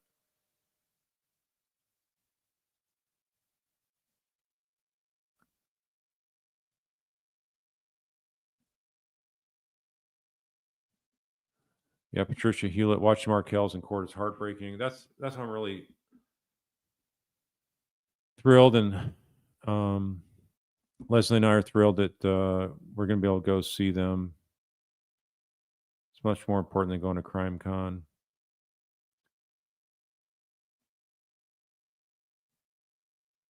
Mr. Dramatic, I think Harvey is concerned about being arrested. He doesn't look like it back there too much. He just sort of has that smug, angry look much of the time. But I do think that he'd be a fool not to be concerned about it.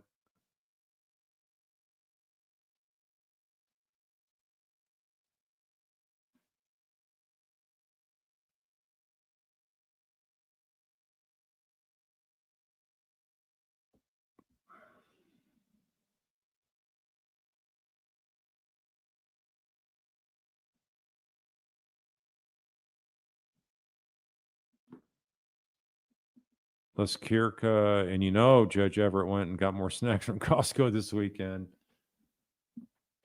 Yeah, he talked about that. That's funny. Judge Everett, he's a hoot.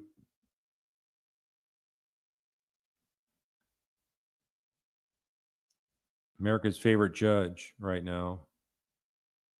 Rightfully so. Mary Radcliffe, can Wendy afford John Laura if she's indicted? Well, it depends if Harvey's willing to sell the condo there at South Beach. I'll probably take that South Beach condo to afford him for this trial.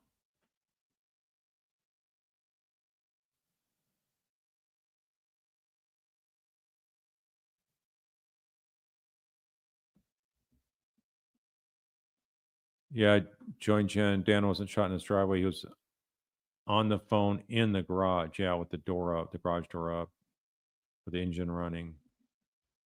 A lot of people get that wrong, including the prosecution. Statement of the case that was there on the defense attorney's laptop that they handed to the judge. At least during one of the jury pools, they said he was shot in his driveway, and I was like, "Wow, that's how would they miss that?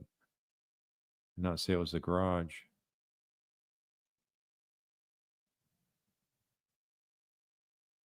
You ever see, the audacity of Harvey sitting there in the front row.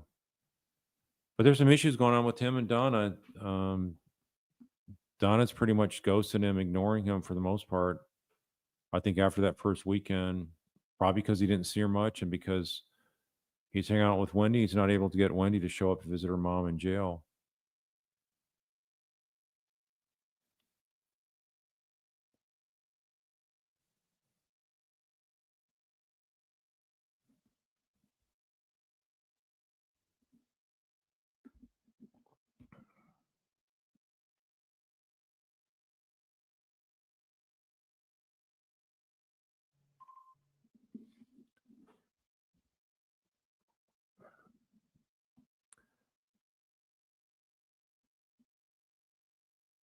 Let's see.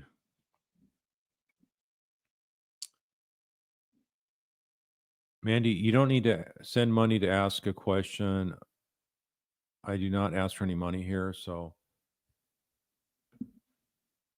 I would, if I saw your question, I would go ahead and post it. So please don't feel that we need any money here. But anyway, your question I'll show here again. Can you please explain to me how she can be charged if she has immunity? I've asked this question in so many comment section, but nothing. Well, to say it as clear and concise and abbreviated as possible, if you get subpoenaed by the prosecution in Florida, according to a state statute, everybody has immunity. So everybody that's testified so far in this case as being called with a state subpoena. So whether a law enforcement officer testifying or Katie McBanwa or Wendy, they all have immunity. Nothing they say can be used against them. They want them to cooperate and testify truthfully. So, and let's say if the witness says something that's incriminating to them, and the prosecution goes, "Aha, we want to use what you said to further investigate another area that's going to help build evidence against you." None of that derivative, fruit of the poisonous tree type of evidence can be used against the person testifying. So if Wendy says, "Oh yeah, I I know where the murder weapon's hidden and where it was thrown in, what body of water," they cannot use that against her if they go find the weapon, because it's exactly where she said it would be. There's not transactional immunity where Wendy being involved for the murder, she can still be charged for the murder. So this immunity, though, is thwarted and null and void if a person lies. So it's not a license to lie if you get subpoenaed by the state there. So they have plenty of indicators in her contradictions to show she has been lying about things that the state could argue are material. And through that, they can bring in her different statements. So she could be charged with the underlying immunity. So nothing's going to stop her from being charged with murder, conspiracy to murder, and also solicitation to murder. Just like Charlie went down on, just like Donna's going to go down on. So she can be charged with the exact same thing. as mom and brother. And so really what this is doing is that they can't cherry pick stuff. As long as she doesn't lie, stuff she admits guilt on, they cannot use against her in this court unless in her own court, her own trial proceeding, unless she lies or has an inconsistency, then it could be brought forward to try to impeach her that way. But they can't independently charge her with anything that she says it's unless it's a lie, a material falsehood that she testifies to. So it's not a blanket full protection whatsoever. It's very limited in scope, and I think it would be wise for the prosecution to charge her with that to show all the different versions of what she said she drove down Trescott, among a number of other things. For example, remember she said she tried to paint Jeff Lacasse as some kind of like crazed, insecure boyfriend that had no reason to question her fidelity of their relationship. And yet, what did we have?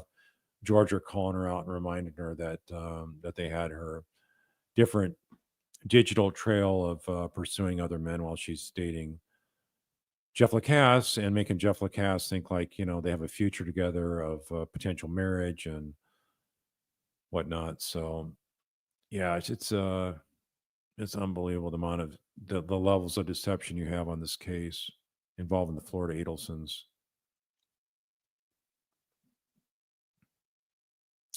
Phoebe Beach says Harvey is going to send Drina 10,000 on Zelle, supposedly. We haven't heard any of those wiretaps of Harvey's phone that also picked up with the phone of Jackie Fulford. So that makes me think they probably didn't want to make Fulford look bad and have some kind of a appellate issue there with ineffective assistance. Leanna, you're asking, is there any legal recourse for the Markels regarding getting back the heirloom ring? It's marital assets.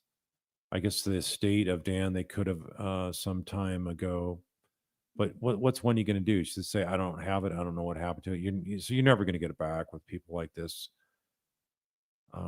If anything, you think they'd want to give it back because you think that they'd feel guilty about this.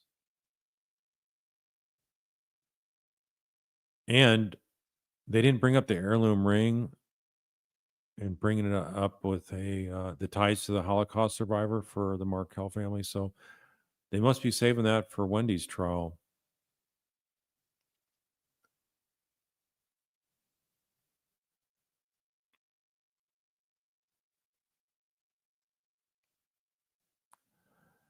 Just a girl in the world. You're saying, was the TV broken ahead of the first attempt? I think it was right after this first attempt, real soon after, but still in June timeframe, because it was like several weeks before the murder, and it was in June, and so, but it wasn't the first week of June when the failed murder attempt happened.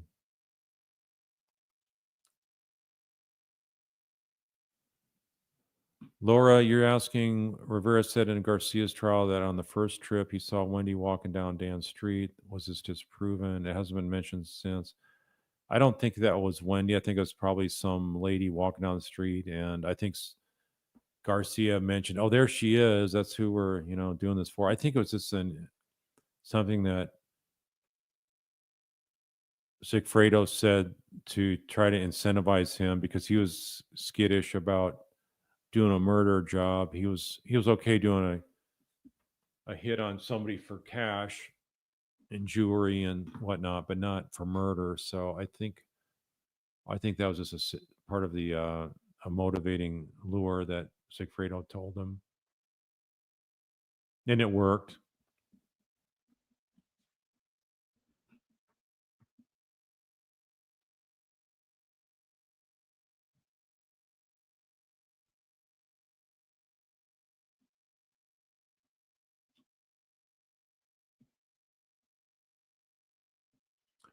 Cheryl's World, they're saying Jeff also said there was another TV to use. Wendi Adelson wouldn't allow him to hook it up.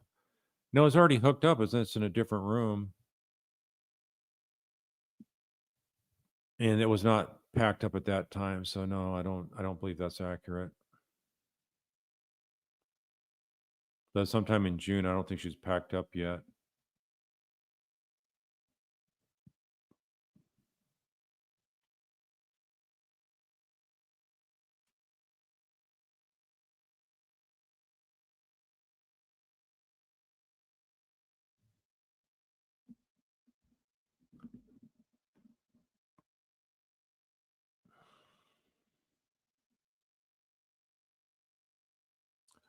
Blanco, you're asking, my calculations are 26 minutes prior to the published 9 p.m. local start time. The program started. How could this be a technical YouTube glitch? It must be, because I can set a start time, but then like tonight we had an issue with my monitor going out. I had really no functional monitor, so I was trying to do a workaround for that, and Liz was able to get this thing fixed for now, and so I'm just gonna have to get a new monitor. But yeah, it's if it's starting earlier before my start time, then yeah, that would be a glitch with YouTube. YouTube has a lot of glitches. I just got noticed about 10 minutes ago that I have this live stream going on, so popped up on my phone here.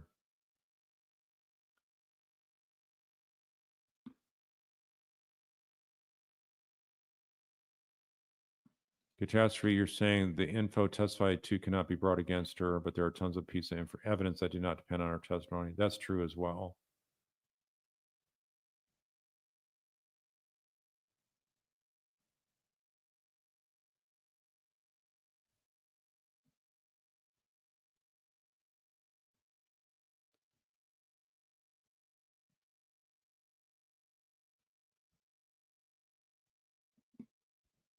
Pebbly, why does defense keep on telling Dan Markel was such a nice person? I don't understand.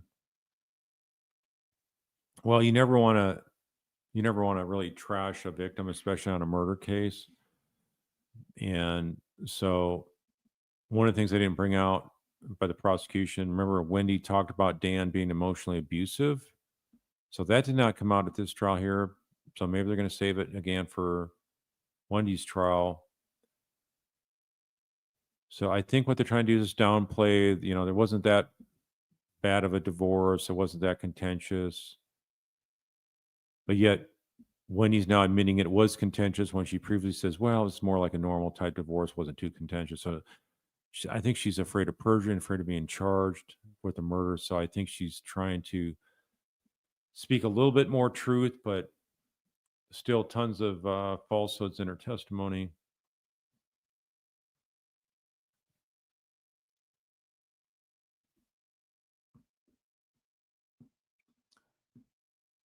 Daughter of King of Kings, you don't have to give money, please, but you're asking, do you think there'll be a movie or Netflix doc? That's not really a legal thing per se that I'm worried about. I would say that just a movie, all these twists and turns in this case for just a movie, I think I don't know, maybe part of a series or something.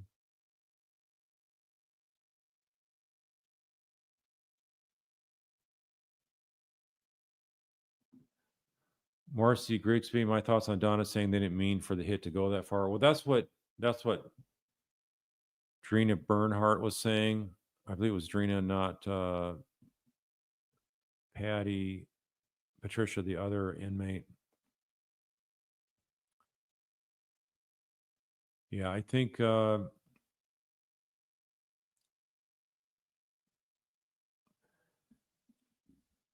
that can mean a lot of things. Yeah, I didn't mean the hit to go that far.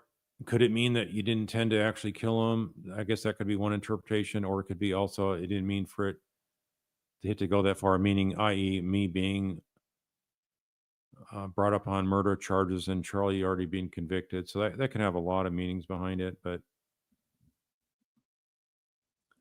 it's still incriminating because Donna doesn't want to accept full responsibility for it. I'm surprised if she said that. I'm surprised she made that much of an admission to someone in confinement there. Lorena, Wendy asking if she was a suspect before being told anything in the car on the way to the police station. Suspect of what? That's what she said. She was wondering if she's a suspect. It's on her interview with Detective Isom. So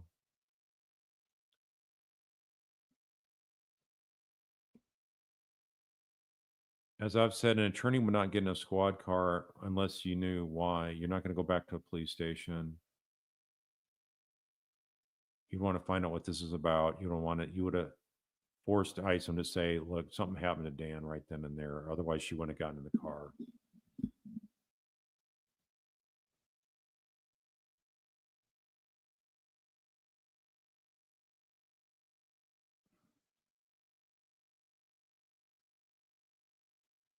Yeah, the irony of Charlie eating at Wendy's. And I guess it's like near the jail there.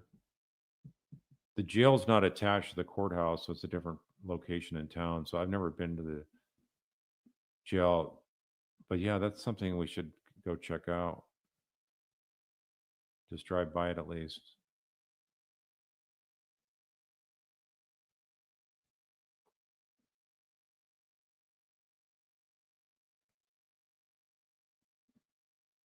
Kendall B, you're saying, do I think Wendy is losing sleep, wondering if every knock on the door is the police? All for what? To distinguish a man just who want to be a part of his children's lives? Yeah, I think she's very nervous. If you look at her blink rate, I think it's really an indicator that she's really nervous about this thing. So that reminds me here. Let me go show y'all an example of that.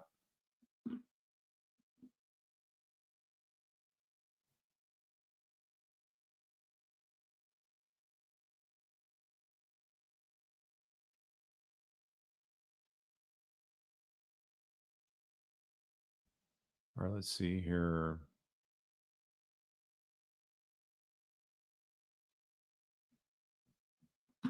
Stand by. I'm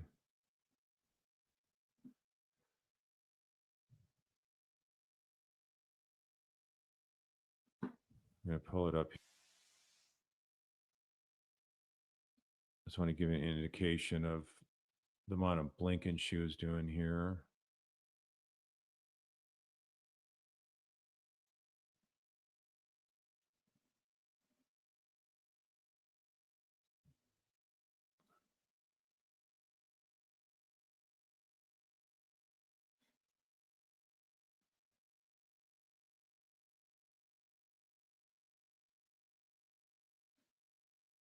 This is Wendy and her blinking.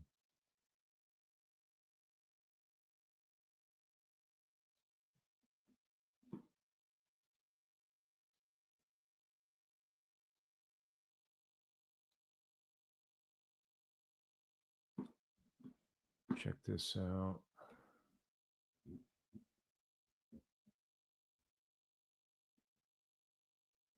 Make it full screen here.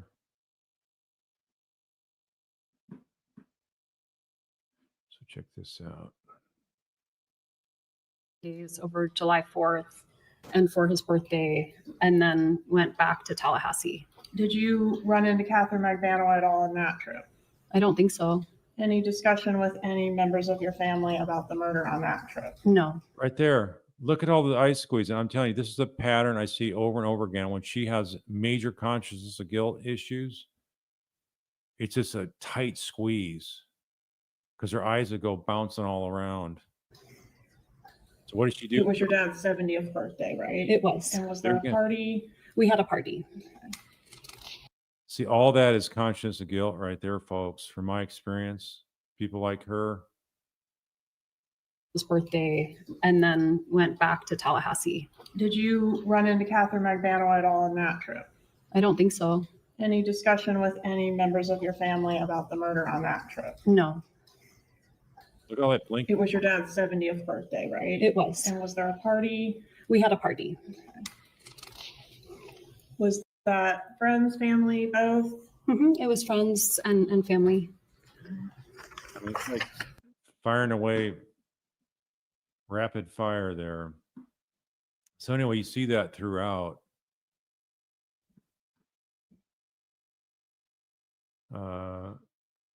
Gage Schulte, what charge are they arrest Wendy on? It'd be the same ones that Charlie was convicted on and Donna's facing right now. And I think it's going to be, as well as perjury. I sure hope it's perjury as well.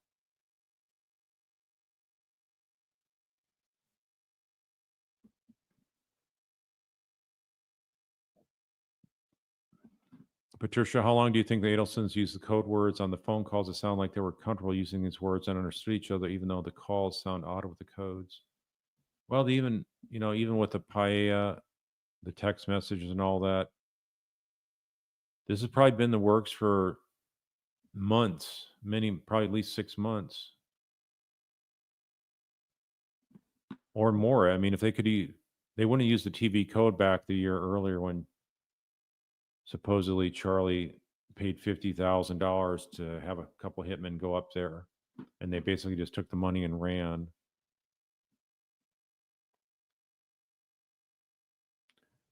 Vivian Oliver, can Harvey be convicted or accused of witness tampering, sending his cellmates money?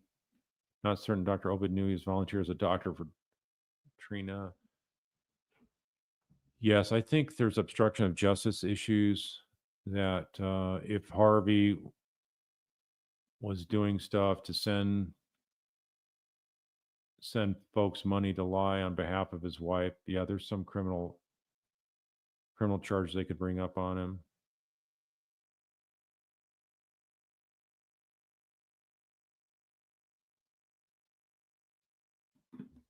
Lou G, do you think Katie lied about not knowing how much she was paid for her role in the murder because she kept more money than the two geniuses thought she did? I think that's probably the main reason why, yes.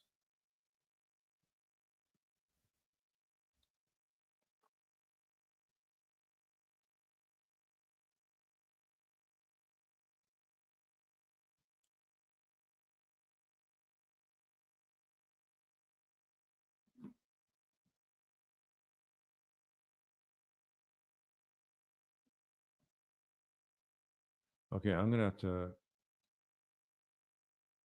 put some in timeout here for blowing up. Do not blow up my chat with the same question, please.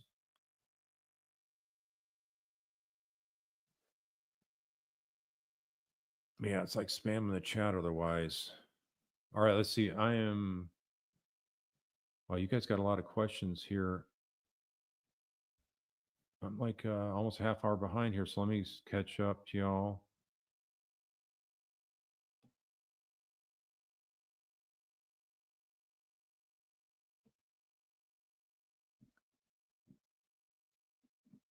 Les Kirka, why would Katie hide anything else at this point? She's admitted to the worst. Do you think it's pathological? She isn't truthful, like when she lied to Charlie about calling the hitman.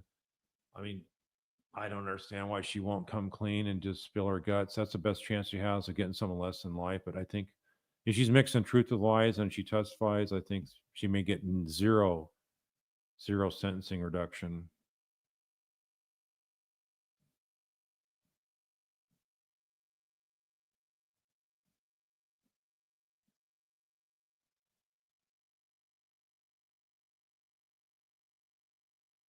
Lauren Crime, my thoughts on Donna's text to Wendy where she says your brother has been protecting you so you're not guilty. Yeah, protecting her from what? Protecting her from the long arm of the law coming after her is what I think it sounds like.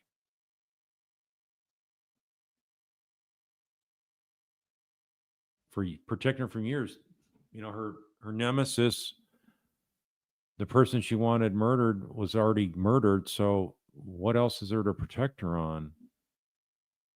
He already called her a trust fund baby, and she's not getting that money from Charlie. So what's there for protection other than keeping her isolated from prosecution?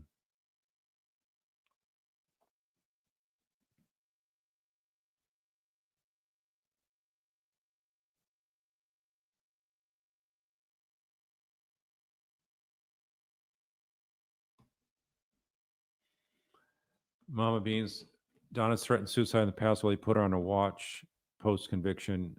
Yeah, everyone goes on suicide watch right after they're convicted. And they'll bring in the psych folks and evaluate her. She'll be in isolation.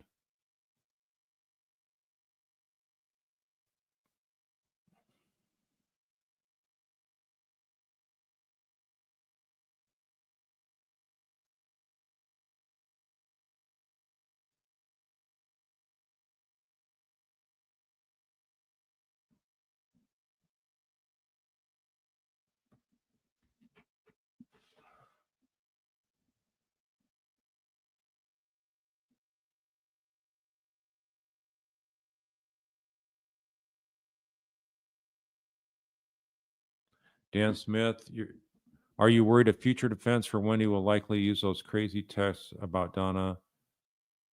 The double extortion has been proven, and sorry we didn't tell you sooner, Wendy, to sow doubt. No, I don't think there's any defense that's going to have any chance of getting Wendy acquitted. There's no way. No matter how they try to spin it, it's not going to work.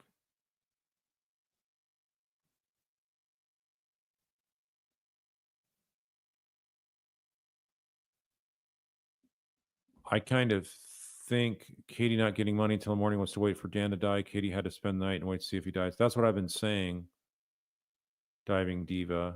So you agree with me on that then? Having him in ICU and about to die isn't going to get him a payment. They want to know for sure. They're not getting direct reports from a doctor that's being passed on through law enforcement channels, so who knows how accurate it would be.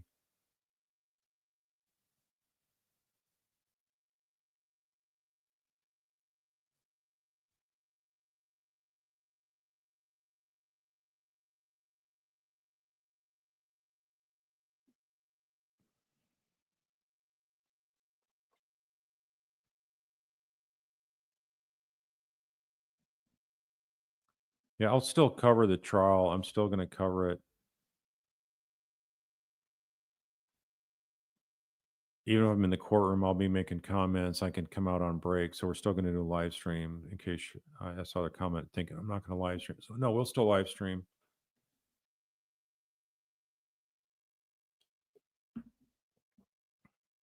Rachel J, do I think the defense is going to change their tactics over this weekend break? What tactics? There are no tactics other than just throw random questions of irrelevancy out there.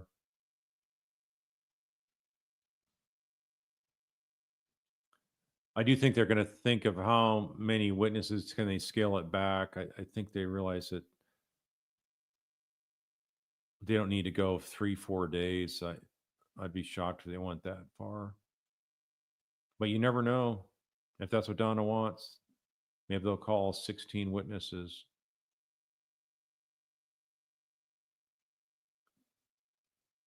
Glaze Anatomy, couldn't the police have interviewed the TV repairman to see why he stayed for an hour at Wendy's? He'd be a good witness. Yeah, I think he'd be a good witness. And they did interview him. I've actually seen his statement, and he was there about 40 minutes. He arrived there about 8:20, and he left around 9 o'clock. That's another thing. You tell me Wendy doesn't know exactly what time he left. I mean, she's like, that was critical for her to have the alibi, and here he shows up at 8:20. If you have an 8 to noon window, what's the odds she would have a 8:20 show up and the guy leaves at 9 o'clock, all over a cracked screen? She pulled every stop she could to keep him there that long.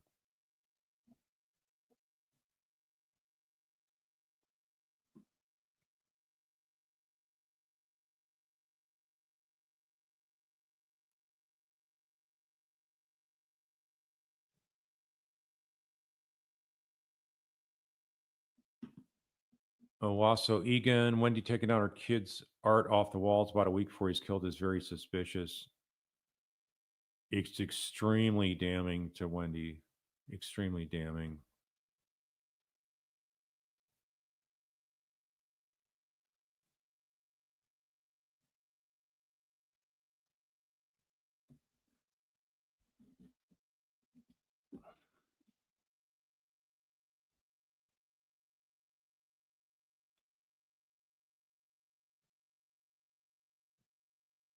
All right, let's see. SoundCloud, thanks. We don't need your money, though. I'm telling you guys.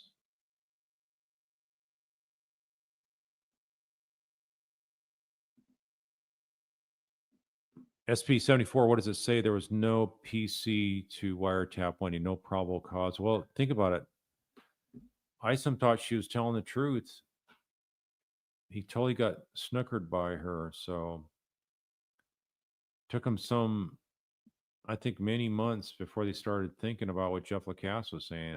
From what Jeff Lacasse was saying, even the following March, they still didn't get it. They still didn't get it.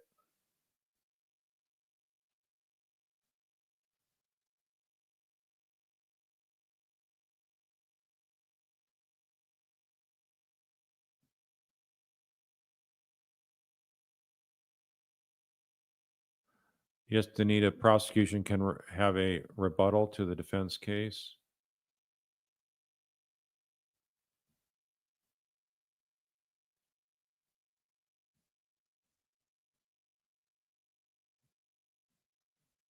Do you guys think Wendy would flee?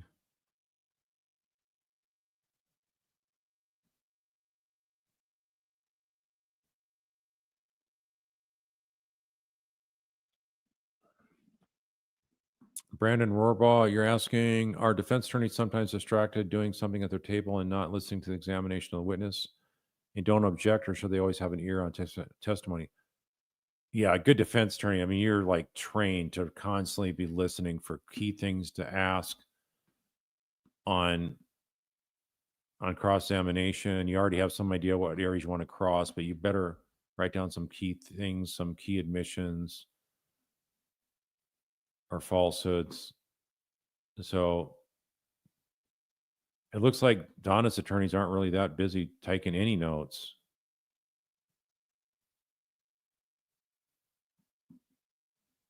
Positive vibes. Why does an attorney Fulford look up, keeps her head down, and hair covering her face? Yeah. So look at it when the jury's coming out, when they show a defense counsel standing there, her head is totally down. You cannot even see her chin.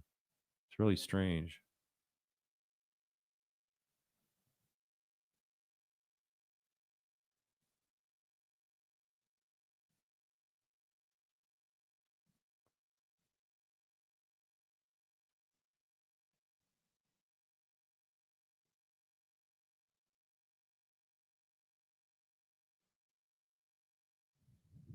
I'm not sure if Sarah Dugan's running for judgeship or not.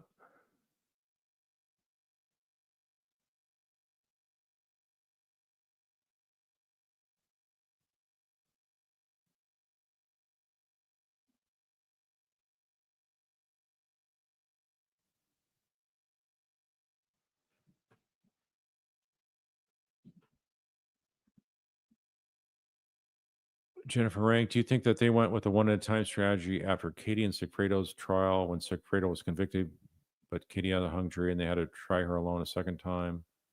I think that's part of it. I think the other thing is they were intimidated by these super high price, best lawyers in the business kind of defense that get thrown against them. And as it's turned out, when you got the truth on your side, who cares who you have as opposing counsel? No lawyer can keep out the truth if you got a halfway decent prosecutor.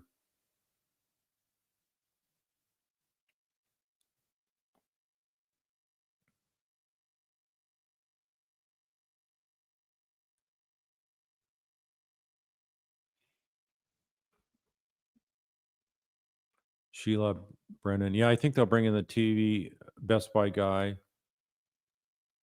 for Wendy's trial and talk about her behavior and why it would take 40 minutes to see it had a smashed out screen.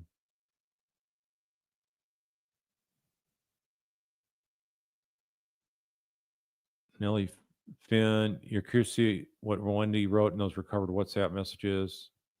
Everyone thought it was impossible to cover WhatsApp text, but I was shocked. I was not shocked. I was pleased to see they did do some effort, make some effort to get the WhatsApp text. And I think there's more out there that are incriminating that we will see at Wendy's trial.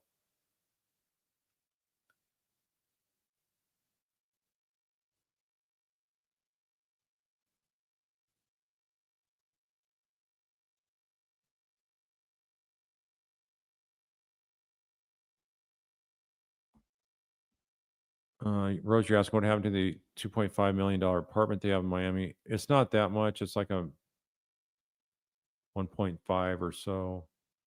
As far as I know, it's still there and for Charlie to go to once in a while, but I think he's most of the time up there in Tallahassee so he can visit his wife.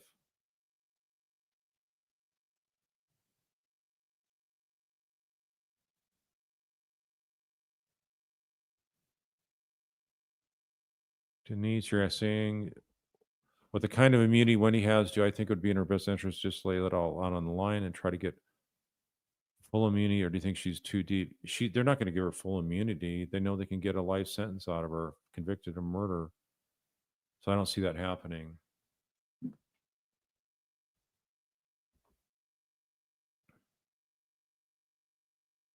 Lance Farmer, you're asking, was Wendy detained with Detective Isom on the day of the murder? Why would she not leave to gather her kids? Because she was busy trying to breadcrumb and extract information on where they were at in the investigation on locating the killers.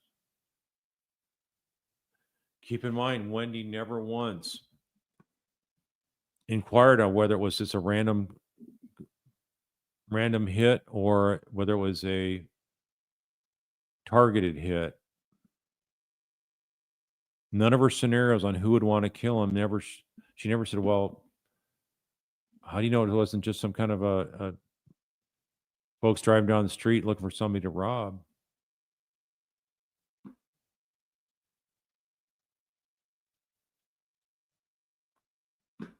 Dr. Latina's asking, how did Tallahassee police know how to locate Wendy so quickly at the Mosaic restaurant? I'm not sure the details on that. I used to know more of the details. It's not coming to me right off the top of my head. I believe it was they called the school, or else they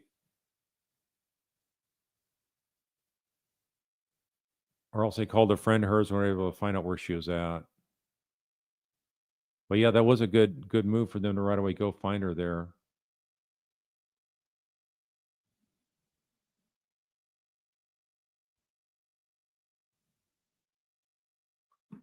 Chris asked if she was going to flee the country, why wouldn't she have made her move by now? Well, I think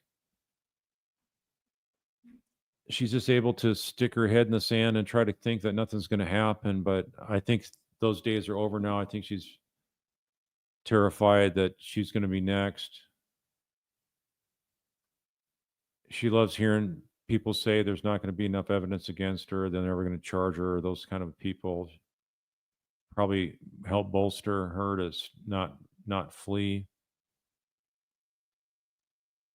While at the same time, while you're emboldening Wendy, you're also hurting the Markel. So I have no respect for that kind of thing.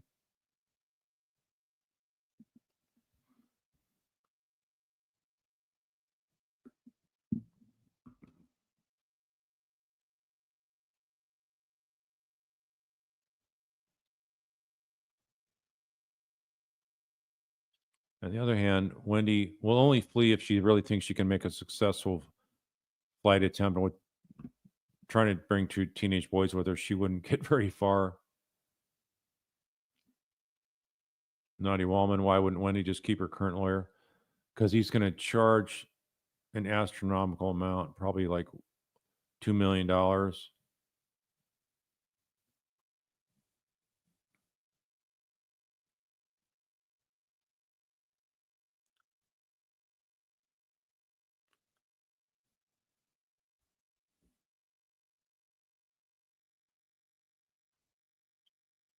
Megan G, is there a possibility they'll give Wendy a plea deal? Well, they could offer a plea, but she's never going to accept it.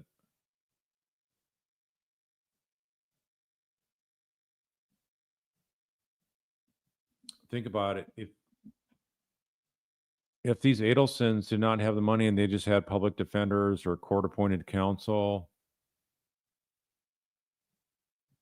they would have had a totally different outcome. I think they all would have been more likely to cut a deal, be the first one to run to Campbell's office and say, hey, give me a sweetheart deal like Rivera. I'll flip on the other family members.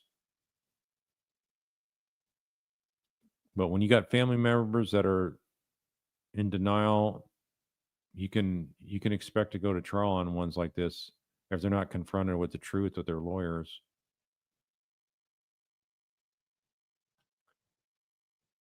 Are her lawyers thinking the best hope they have is one holdout for a hung jury? That's the best they can hope for. It's not going to happen with this jury, though.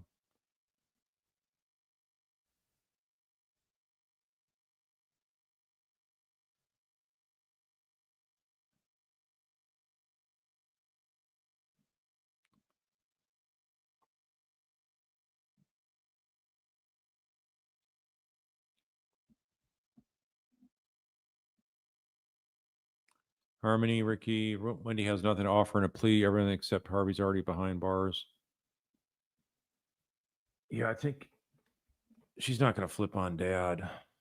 I don't see that happening.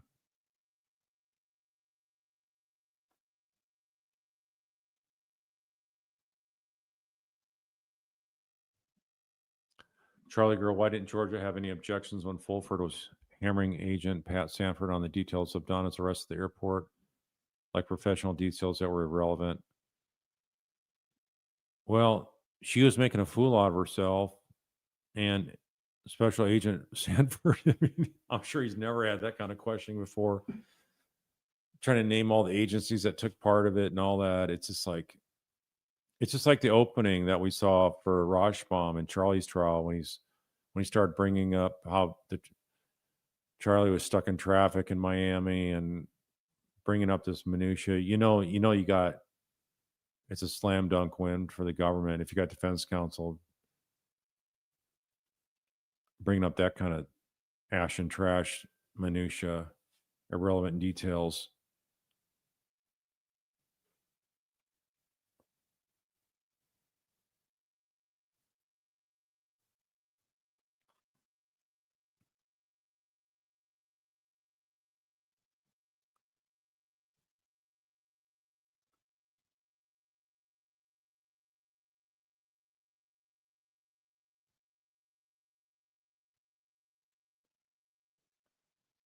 Yeah, we have faith in this jury. It's not going to be a hung jury.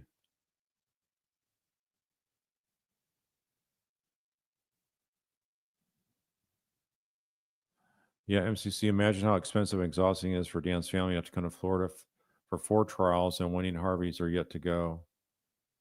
Yeah, can you imagine that?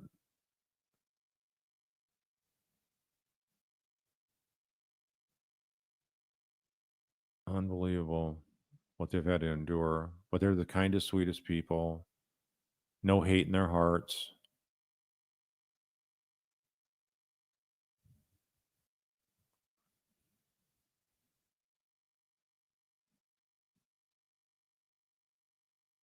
All right, let's look at another one of Wendy here. Stand by.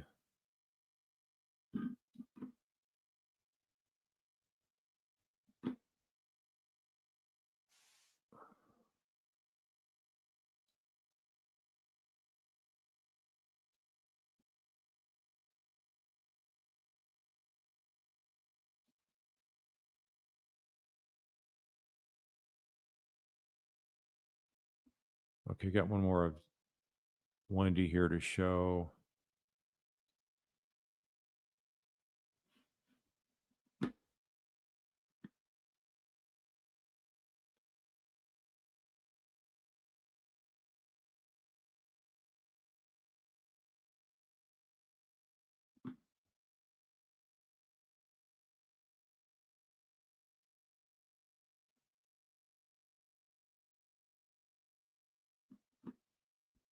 A second.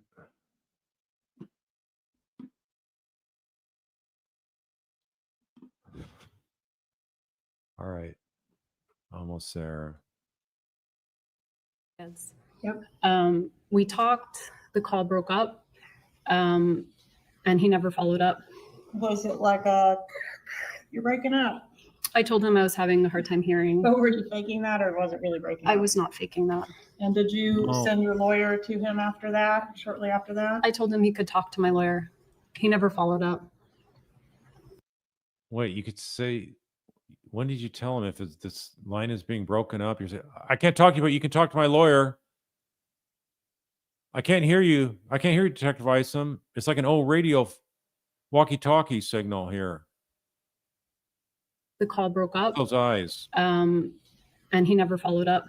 Was it like you're breaking up? I told him I was having a hard time hearing. But were you faking that or was it really breaking up? I was not faking that. And did you send your lawyer to him after that, shortly after that? I told him he could talk to my lawyer. He never followed up. Oh, really? Okay. So Detective Isom just didn't receive a call from your lawyer?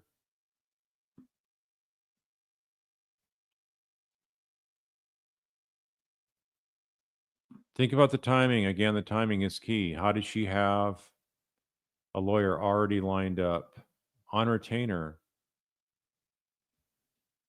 So for her lawyer to call Isom right back, then he was on standby, and a lawyer would not call Detective Isom unless he's on a retainer. So when over that weekend did she have a lawyer on retainer? Or did she have a lawyer on retainer even before this happened?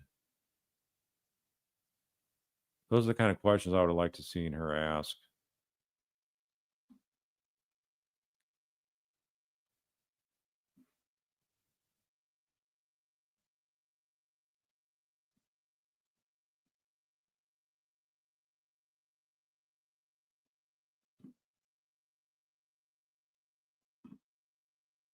Linda could they show Wendy's full interview by the police at her imminent trial? I think they could show most all of it. Yes, I think there's so many good nuggets in there. I would probably show most all of it if I was a prosecutor on a case like this. You really get a feel for it.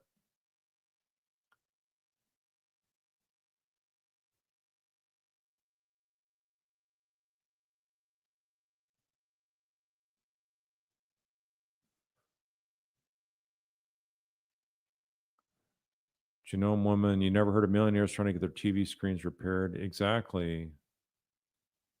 Yeah, hey Mona, she did have a lawyer. She got a lawyer retained either the weekend of the murder or sometime before.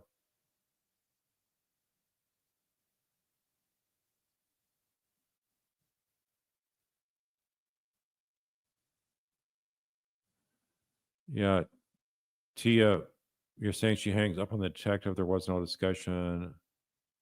I don't understand why she continues to lie at this stage. Well, they could call Detective Isom on rebuttal. That's what I do as a prosecutor.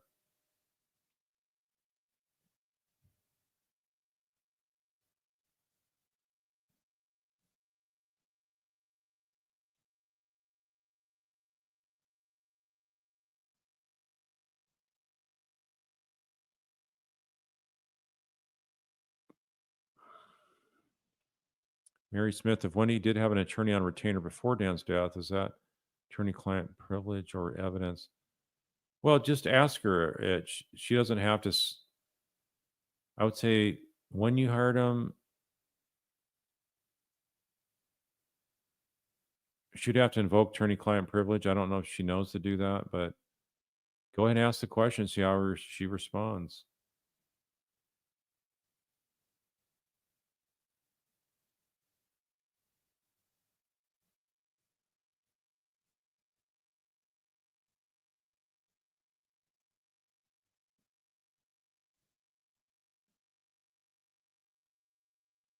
That's good that she asked, "Oh, you were faking it." Yeah, I think though, in the end, I think the jury gets it that she's lying about that, just like so many other things.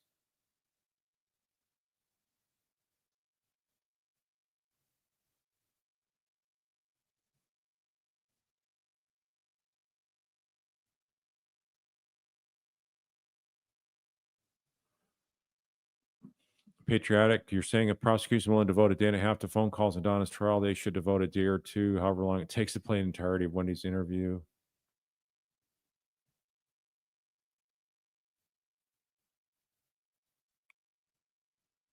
Jay Cash in the 2014 TVs were cheap. Jeff even said that just a basic dorm TV. No one's trying to fix TVs anymore, even in 2014. I agree with that. You can see it starting way in Wendy. Yeah, I think she realized that. Her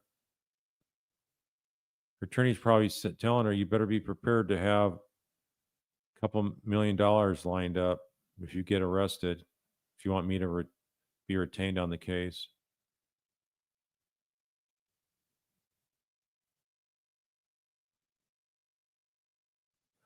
I would also say, could you point out your lawyer? Is that the lawyer that called, that you had to call Detective Isom?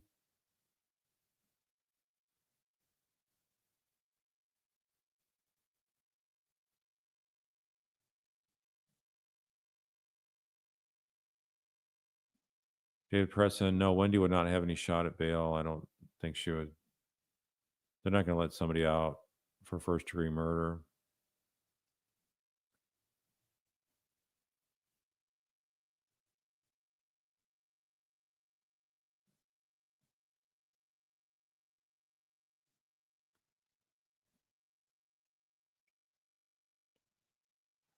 Let's see. Someone asked, where was that?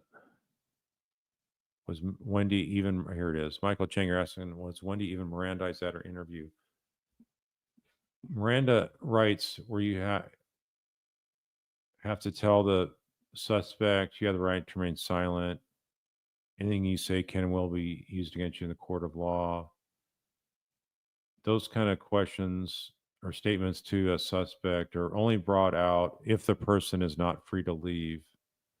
And she was free to leave, so they did not Mirandize her. So her statement she gave would be admissible.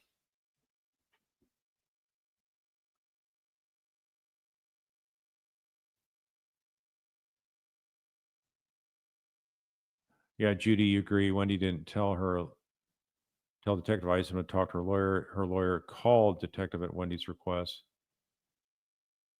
If I remember correctly, it was like 5 minutes later after she hung up on Isom.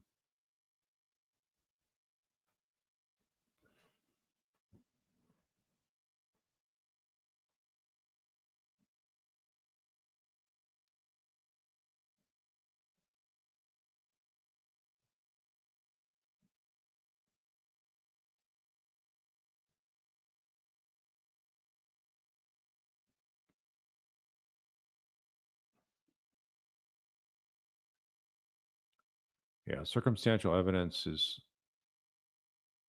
oftentimes even much stronger than direct evidence. It gives you nothing to defend. I mean, it's death by a thousand cuts many times. That's what you have here. There's so many indicators against Wendy that you can't defend them all. It's impossible.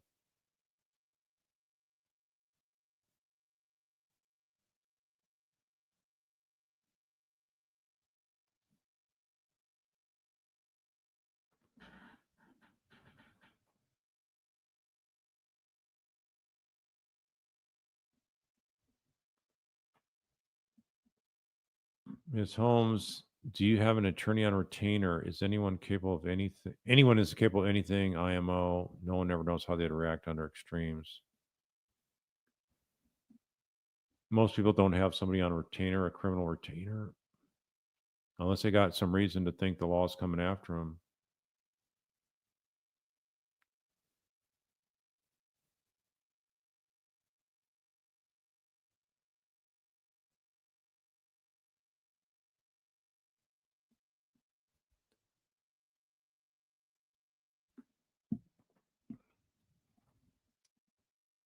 Posty, you're asking what percentage is that Wendy will actually get arrested. I think it's probably a 97% chance outcome. I can't see this is going to be a constant source of angst and harassment in the mind of Jack Campbell if he doesn't go after her. Because I've heard from some of y'all on chats where you say that you sent a message, an email to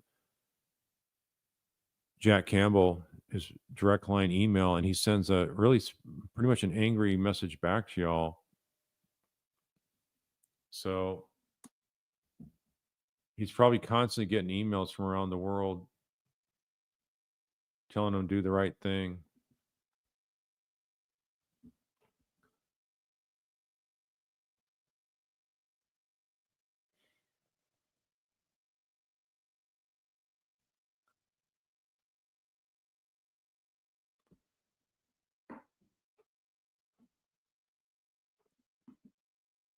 Kendall is asking, do I think a secret grand jury has been convened to determine if Wendy should be charged? Yeah, well, grand juries are automatically held in confidence. So I sure hope it is the case, or they already have it done and it's just under seal right now.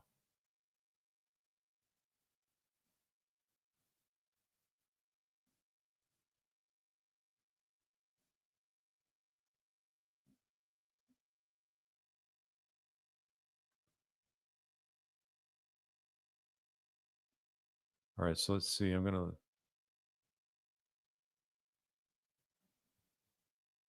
Jack Campbell, he's the state attorney, chief prosecutor for that area of Tallahassee there. It's like a district, North Central District of Florida. They're really close to Georgia, only about 20 miles from the Georgia.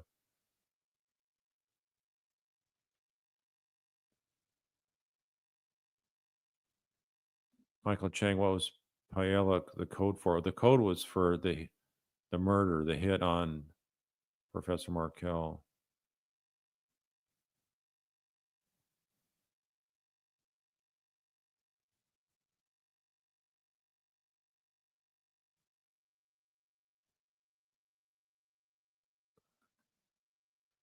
Jay Cash, entire plan would have been better if they made it look like a burglary. His house should have been completely robbed. Yeah, I mean, I don't really like commenting on how to be a smarter murderer, but I get you. It was definitely targeted, and if it's targeted, you just got to follow the hate, and it leads you right to the perpetrators.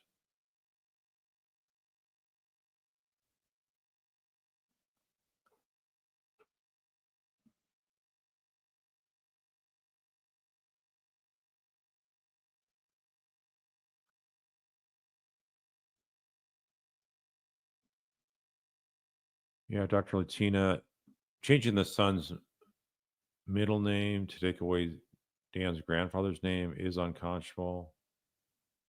Totally agree.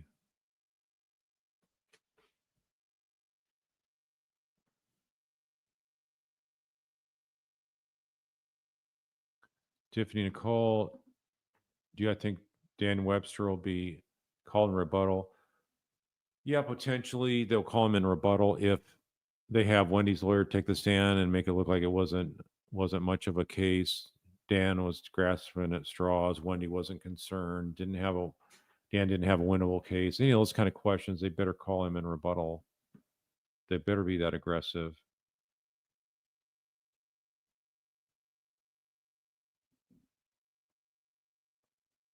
Stacy Q, a lot of people have asked this and wondered this. I've wondered as well if Wendy's was acting weird during lunch with her friends. I think they were questioned. We just haven't heard anything about it. We've not seen any release of those statements.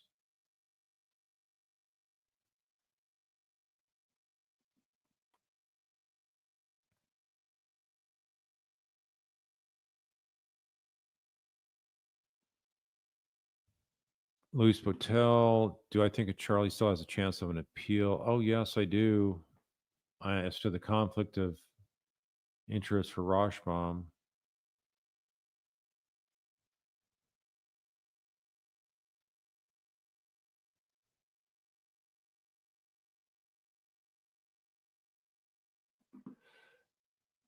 Lauren Crime in Wendy's trial. Can Georgia ask Jeff about all his many observations of Wendy's odd behavior in the weeks preceding the murder? That is an affirmative, and I hope they do. I hope they don't skip over details like that. Her behavior.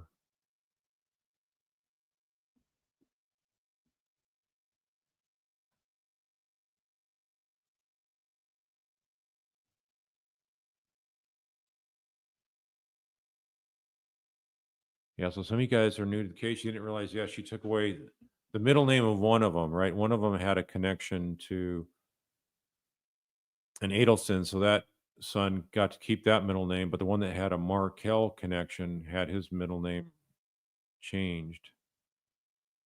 Which goes to show it didn't have anything to do with this bogus threat story. That's why she changed the boy's name, because she thought it'd be safer. Uri Groves, they own a Mac 11 submachine gun. Well, it could be like a Sig Sauer M11. So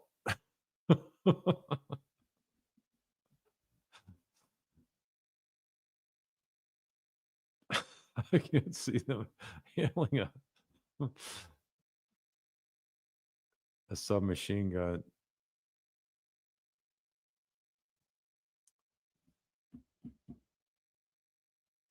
Judy Klum, I wonder if Wendy canceled utilities at her house before the murder. I can't believe would she really be that clueless and do something like that? But they should have checked. Hope maybe they'll bring that out at her trial.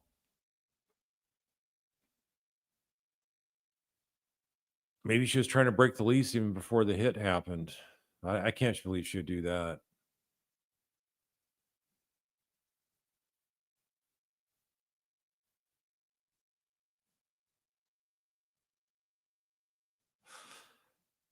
GS1, I think Wendy's trial will begin not soon enough. She's got to get indicted first. Not soon enough, for justice sake, for the Markel's sake.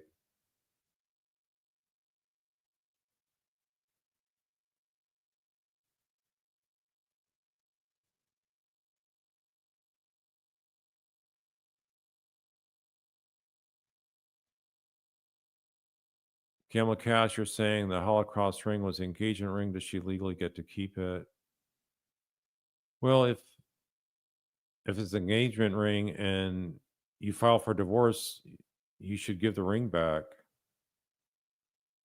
Most states would have it that way.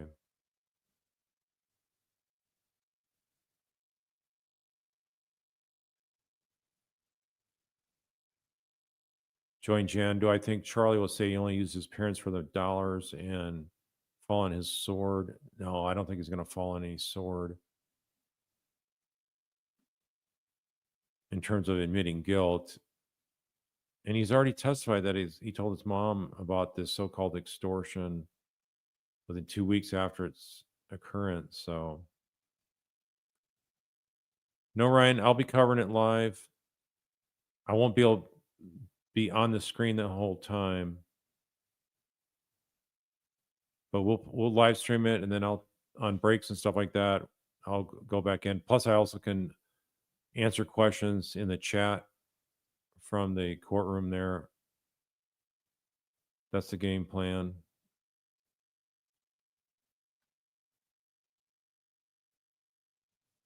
Chris asks, yeah, the name change showing how much she really hated Dan. That is one of the best indicators of the hate. She wasn't vocal like Donna was in terms of like getting the Hitler Youth uniforms and photos and terrorizing Dan that way. I mean, basically, she was trying to terrorize Dan, is what Donna was doing while Dan was alive. And think about it, the Pearl Harbor style divorce, that was an attempt to just rub his face on the ground every chance she could. Basically emotional terrorism.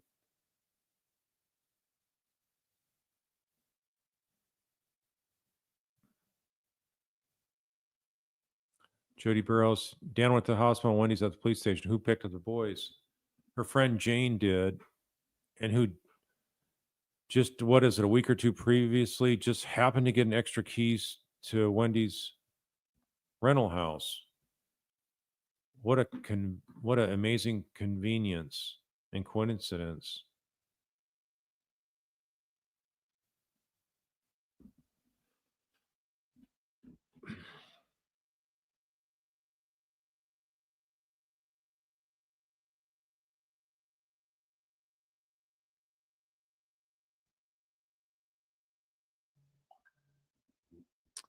Let's see. Someone is asking if Jack Campbell's dirty, meaning corrupt. No, I don't think he's corrupt. I just think he's not aggressive enough. Doesn't have enough confidence in his prosecution team.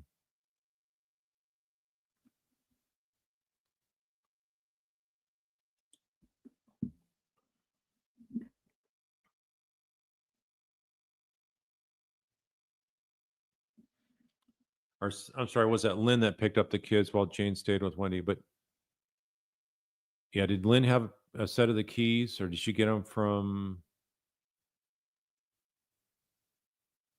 Jane?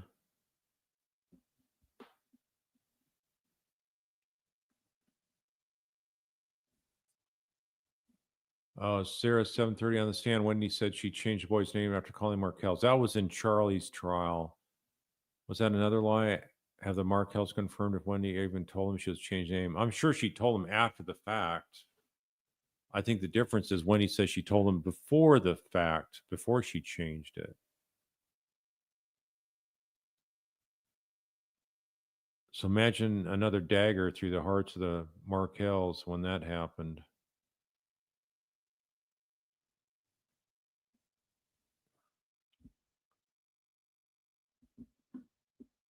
Then, yes, Jane can be subpoenaed at Wendy's trial.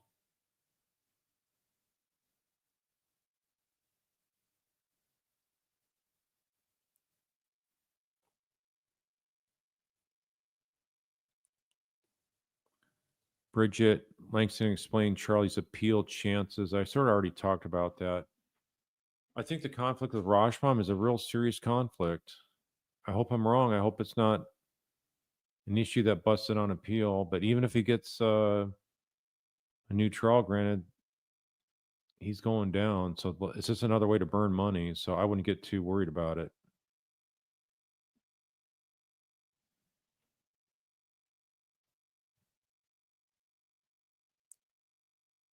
Let's see. So Lynn had the keys to Moms for Justice. Yeah, I can't remember the details. That sounds right. I just got the name wrong. Jane versus Lynn. Tammy Revin, you think the interview will seal her fate? She's laughing at some points and trying to make herself cry. Yeah, she's trying to make herself cry, just like Donna was when they showed the photos of Dan in the ER room. The gruesome photos, all that fake crying, no tears whatsoever.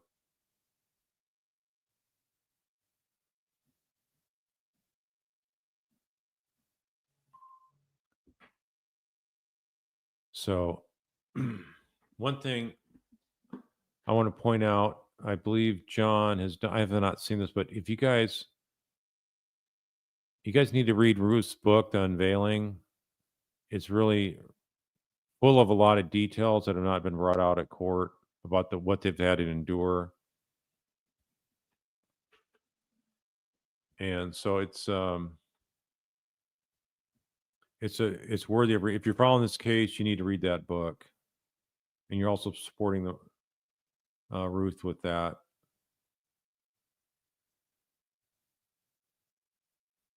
And there should be a link here in the description. If there's not one now, John will do it after this live stream ends.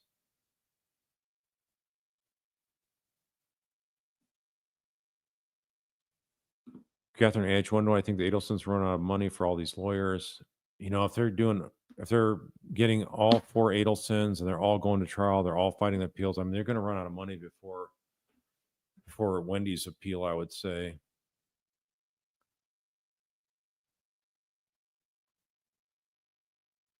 Yeah, TK, 100 coincidences that become impossible. It's not coincidence, it's evidence of guilt. When you have so many indicators, they're not just coincidences, they're evidence of guilt.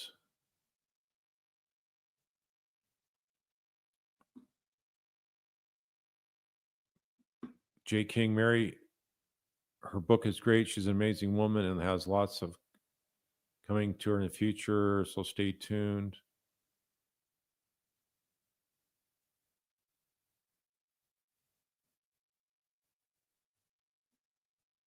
Yeah, the transcripts, I think, are an indicator that they may have wanted to use that for the grand jury. They could have scheduled a emergency grand jury. They decided to do it in a sudden rush fashion like they did arresting Donna, getting her arrest affidavit filled out.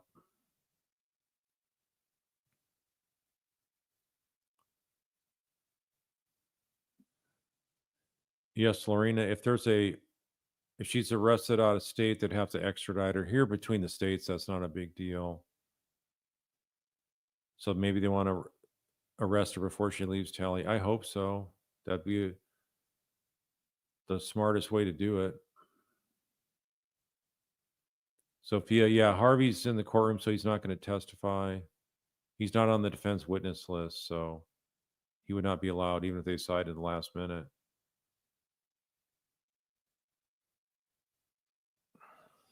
Would the Markels be witnesses in Wendy's trial, says Mary Montgomery? I believe so, especially for the visitation. I think visitation is even more crucial as a motive.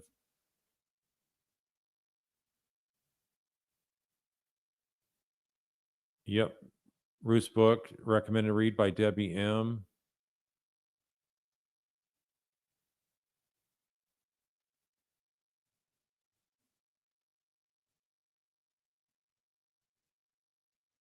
Looks like a number of you have read Ruth's book, so that's nice. Yeah, I've already answered about the transcript. I think that's a good indicator. Can't say for sure, but why would they have that transcript? It's just, I've never seen that before. A transcript of a witness before the trial's over. Never have heard of that.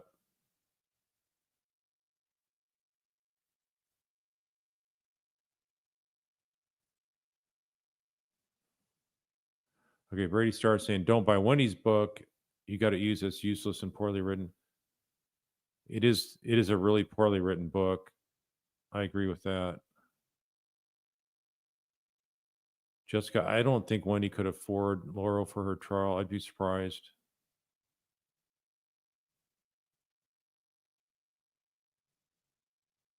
GS, yes, even in Charlie in his courthouse calls with Donna admits how many coincidences there were. Well, he mostly is doing that in regard to Wendy.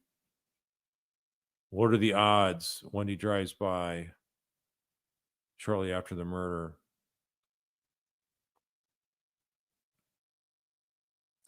Oh, hey, Dream Driver, you just ordered Ruth's book. That's good. Yeah, just go to Amazon. I think the link's already on this. Here it is, right here. Thanks, John. John did that.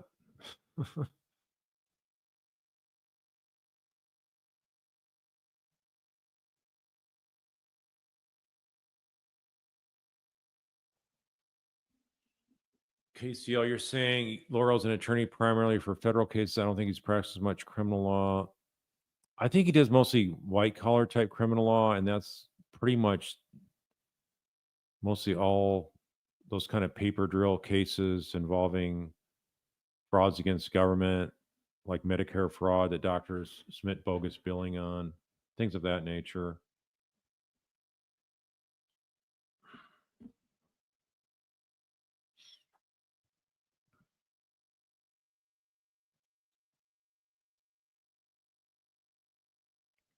Scorpion, yeah, Charlie's on the witness list for both prosecution and defense, but they did not call him. I don't think they're going to need to call him in a rebuttal at all, but they might. I don't see the need at this point, but they're waiting to see what happens for the defense, what they throw against the wall to try to make it stick.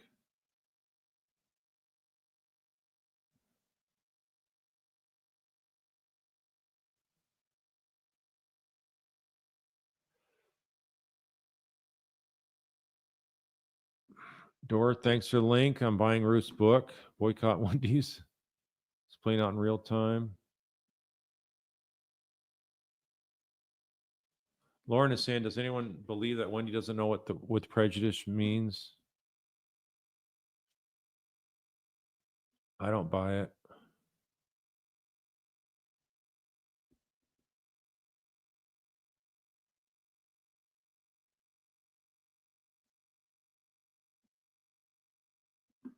Maya Rodriguez Sorensen, also a lawyer, read the book twice of Ruth, The Unveiling. It's so good. I thought it would be too sad, and it is so sad, but it's also so well written and interesting.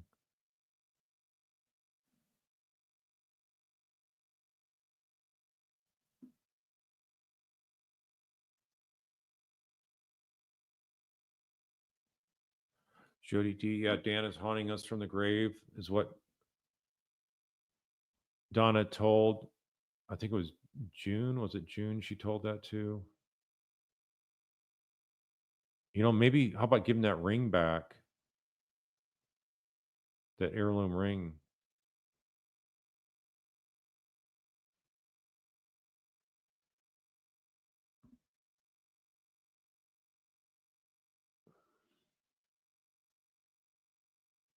Yeah, thanks. Okay, John's posted it there. Thanks, John.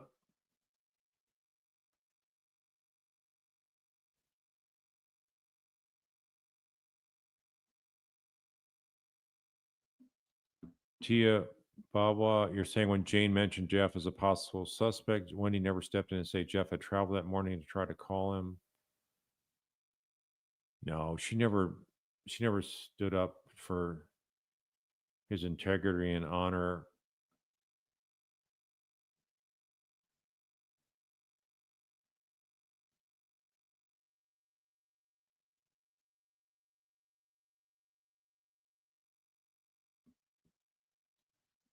Kylie Cosmos, you're saying Wendy was in 100% direct contact with both Katie and Sigfredo. I have a list of circumstantial evidence I've been compiling to prove it, allegedly.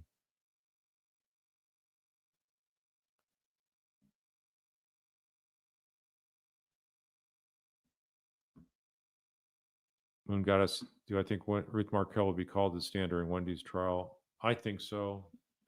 For the visitation issue, that's a huge motivation to have Dan killed.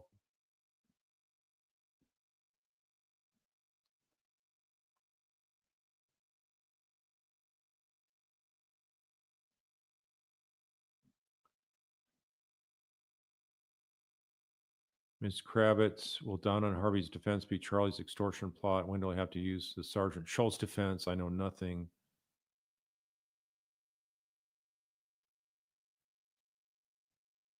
Yeah, their defense is going to be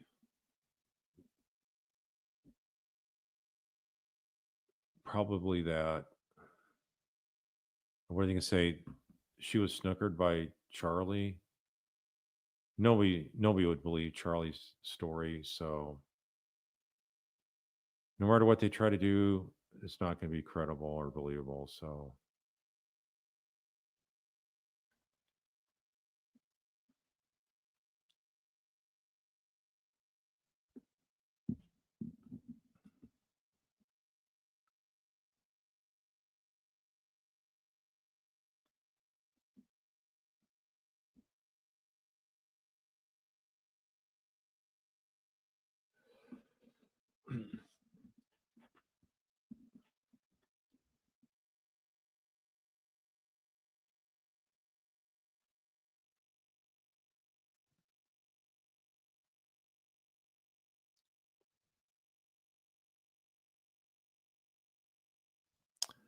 farmhands, you're laughing. You're saying, how about Charlie's getting a new trial prediction that fell flat on its face?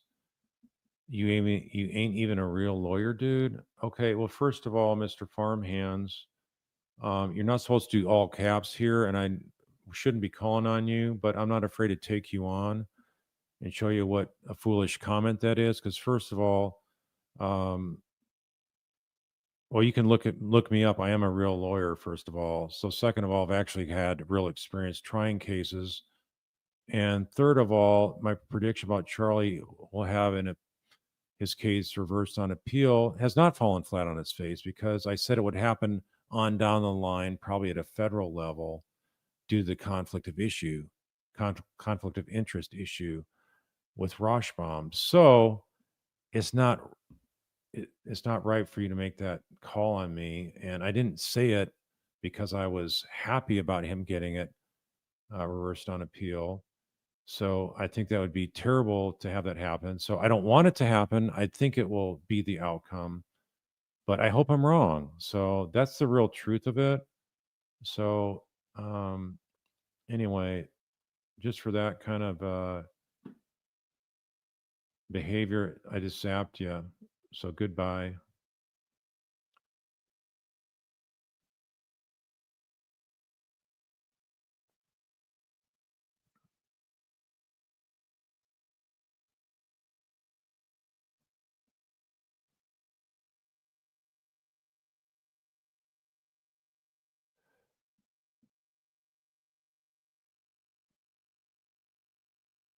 Michael Chen, can I address spousal privilege immunity as applies to Harvey? Well, what we have in all states in America, there's spousal privilege. So one spouse cannot be called to testify against the other spouse as to statements made in the marriage, just statements, not actions, just verbal statements.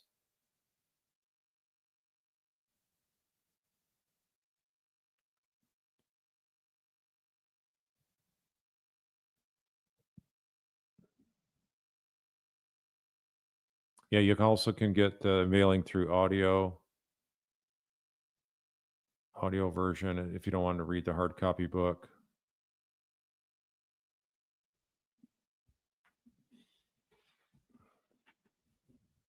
See, more, you're saying your strongest piece of evidence against Wendy is lying about driving to the crime scene. Well, I think the biggest one is going to the crime scene more than how far she got down there. But I think the reason she keeps backtracking, doesn't want to explain that she got so close to the house, is because the next follow-up dagger against her is like, you never checked on the kids, right? So the further she's away from Dan's house, the more she has, in her mind, plausible deniability that I didn't need to call and ask about the kids because I never knew it was Dan's house and at issue. Never knew my kids could be in harm's way. So that's why she's trying to create that daylight there.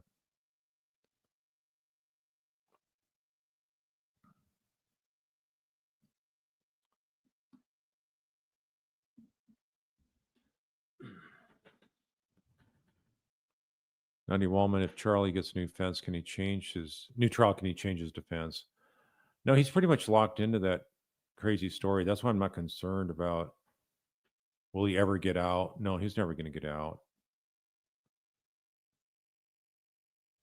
Never at all.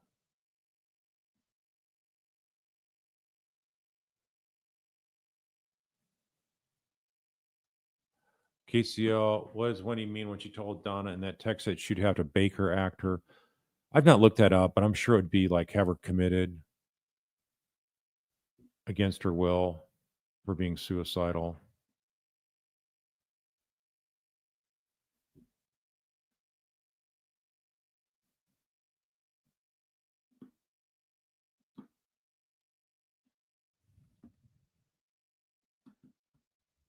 Edel Ryan, who hated him the most?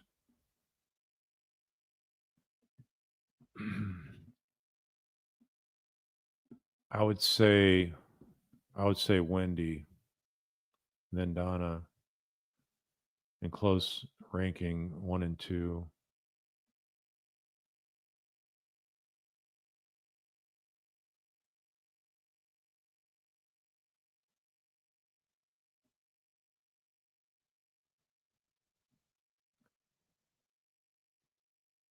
Yeah, because she was threatening to do herself in.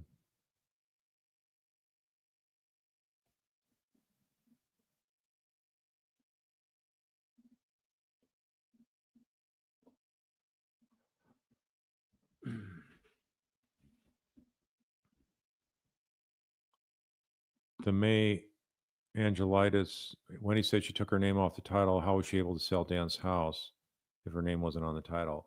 Well, it would have been to Dan's family, his heirs of his estate. His parents or his sister would have sold it, not Wendy. Wendy wouldn't have gotten any of those proceeds from that either.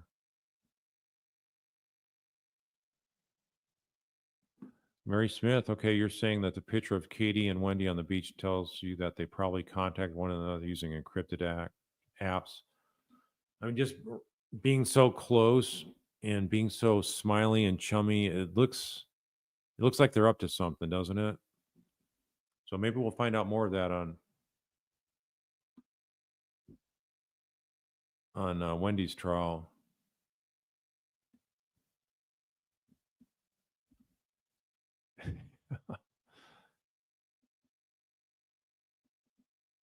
All right, so that troll's been around all night. Okay, I didn't know that.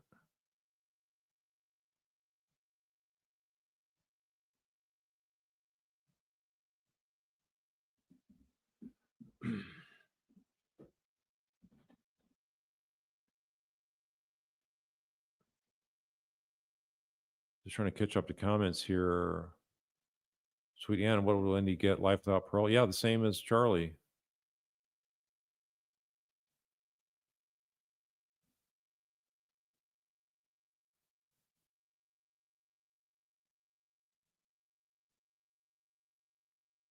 Happy 24/7. IMO, the timing of everything, all caps, linked directly to what Wendy wanted. Financial lies were going to court the next week. The house sale and the move, enrolling the kids, timing was central to her. They weren't going to court the next week, but it was coming up probably in a 60-day window.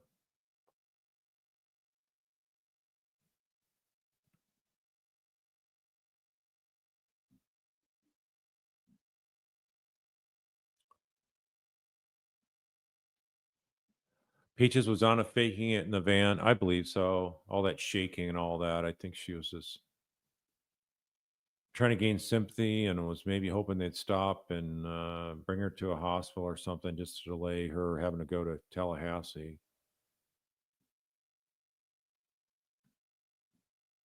Thanks for your wishes, folks. It's very nice of y'all.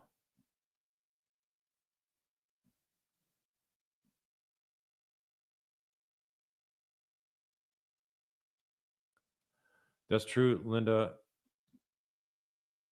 Katie did testify she hadn't had contact with Wendy, but she's lied about some other stuff as well, so who knows?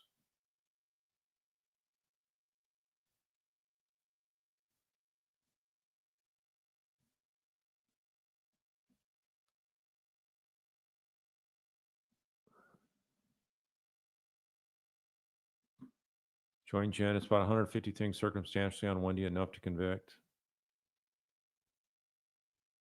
You only need one good one.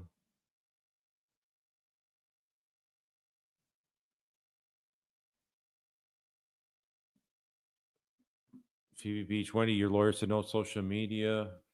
Yeah, she also mentioned she had seen the Wiretap transcript, so I thought she wasn't following anything about this case.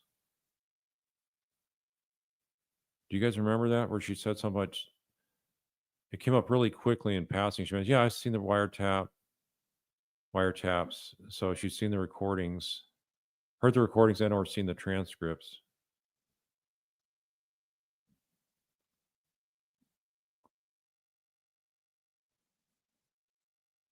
Dr. Latina is asking who took the beach photograph. Wendy looks so buddy with Katie right there. Yeah, I mean, one time it came out that Charlie took it, and this last time Wendy's saying she doesn't know who took it, and I'm not sure if we heard that question posed to Katie at this trial.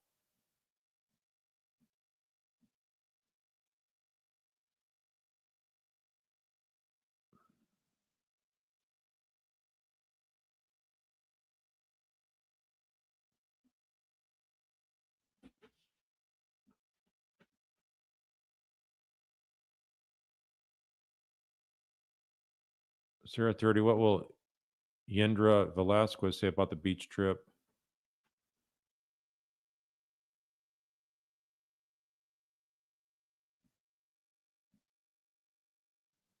She'd probably be more likely to tell the truth than the other two.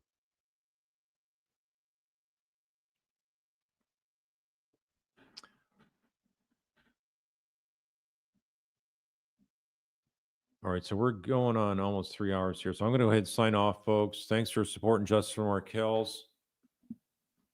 And we will cover this in the morning and go from there. Well, like I said, we'll have coverage Wednesday as well.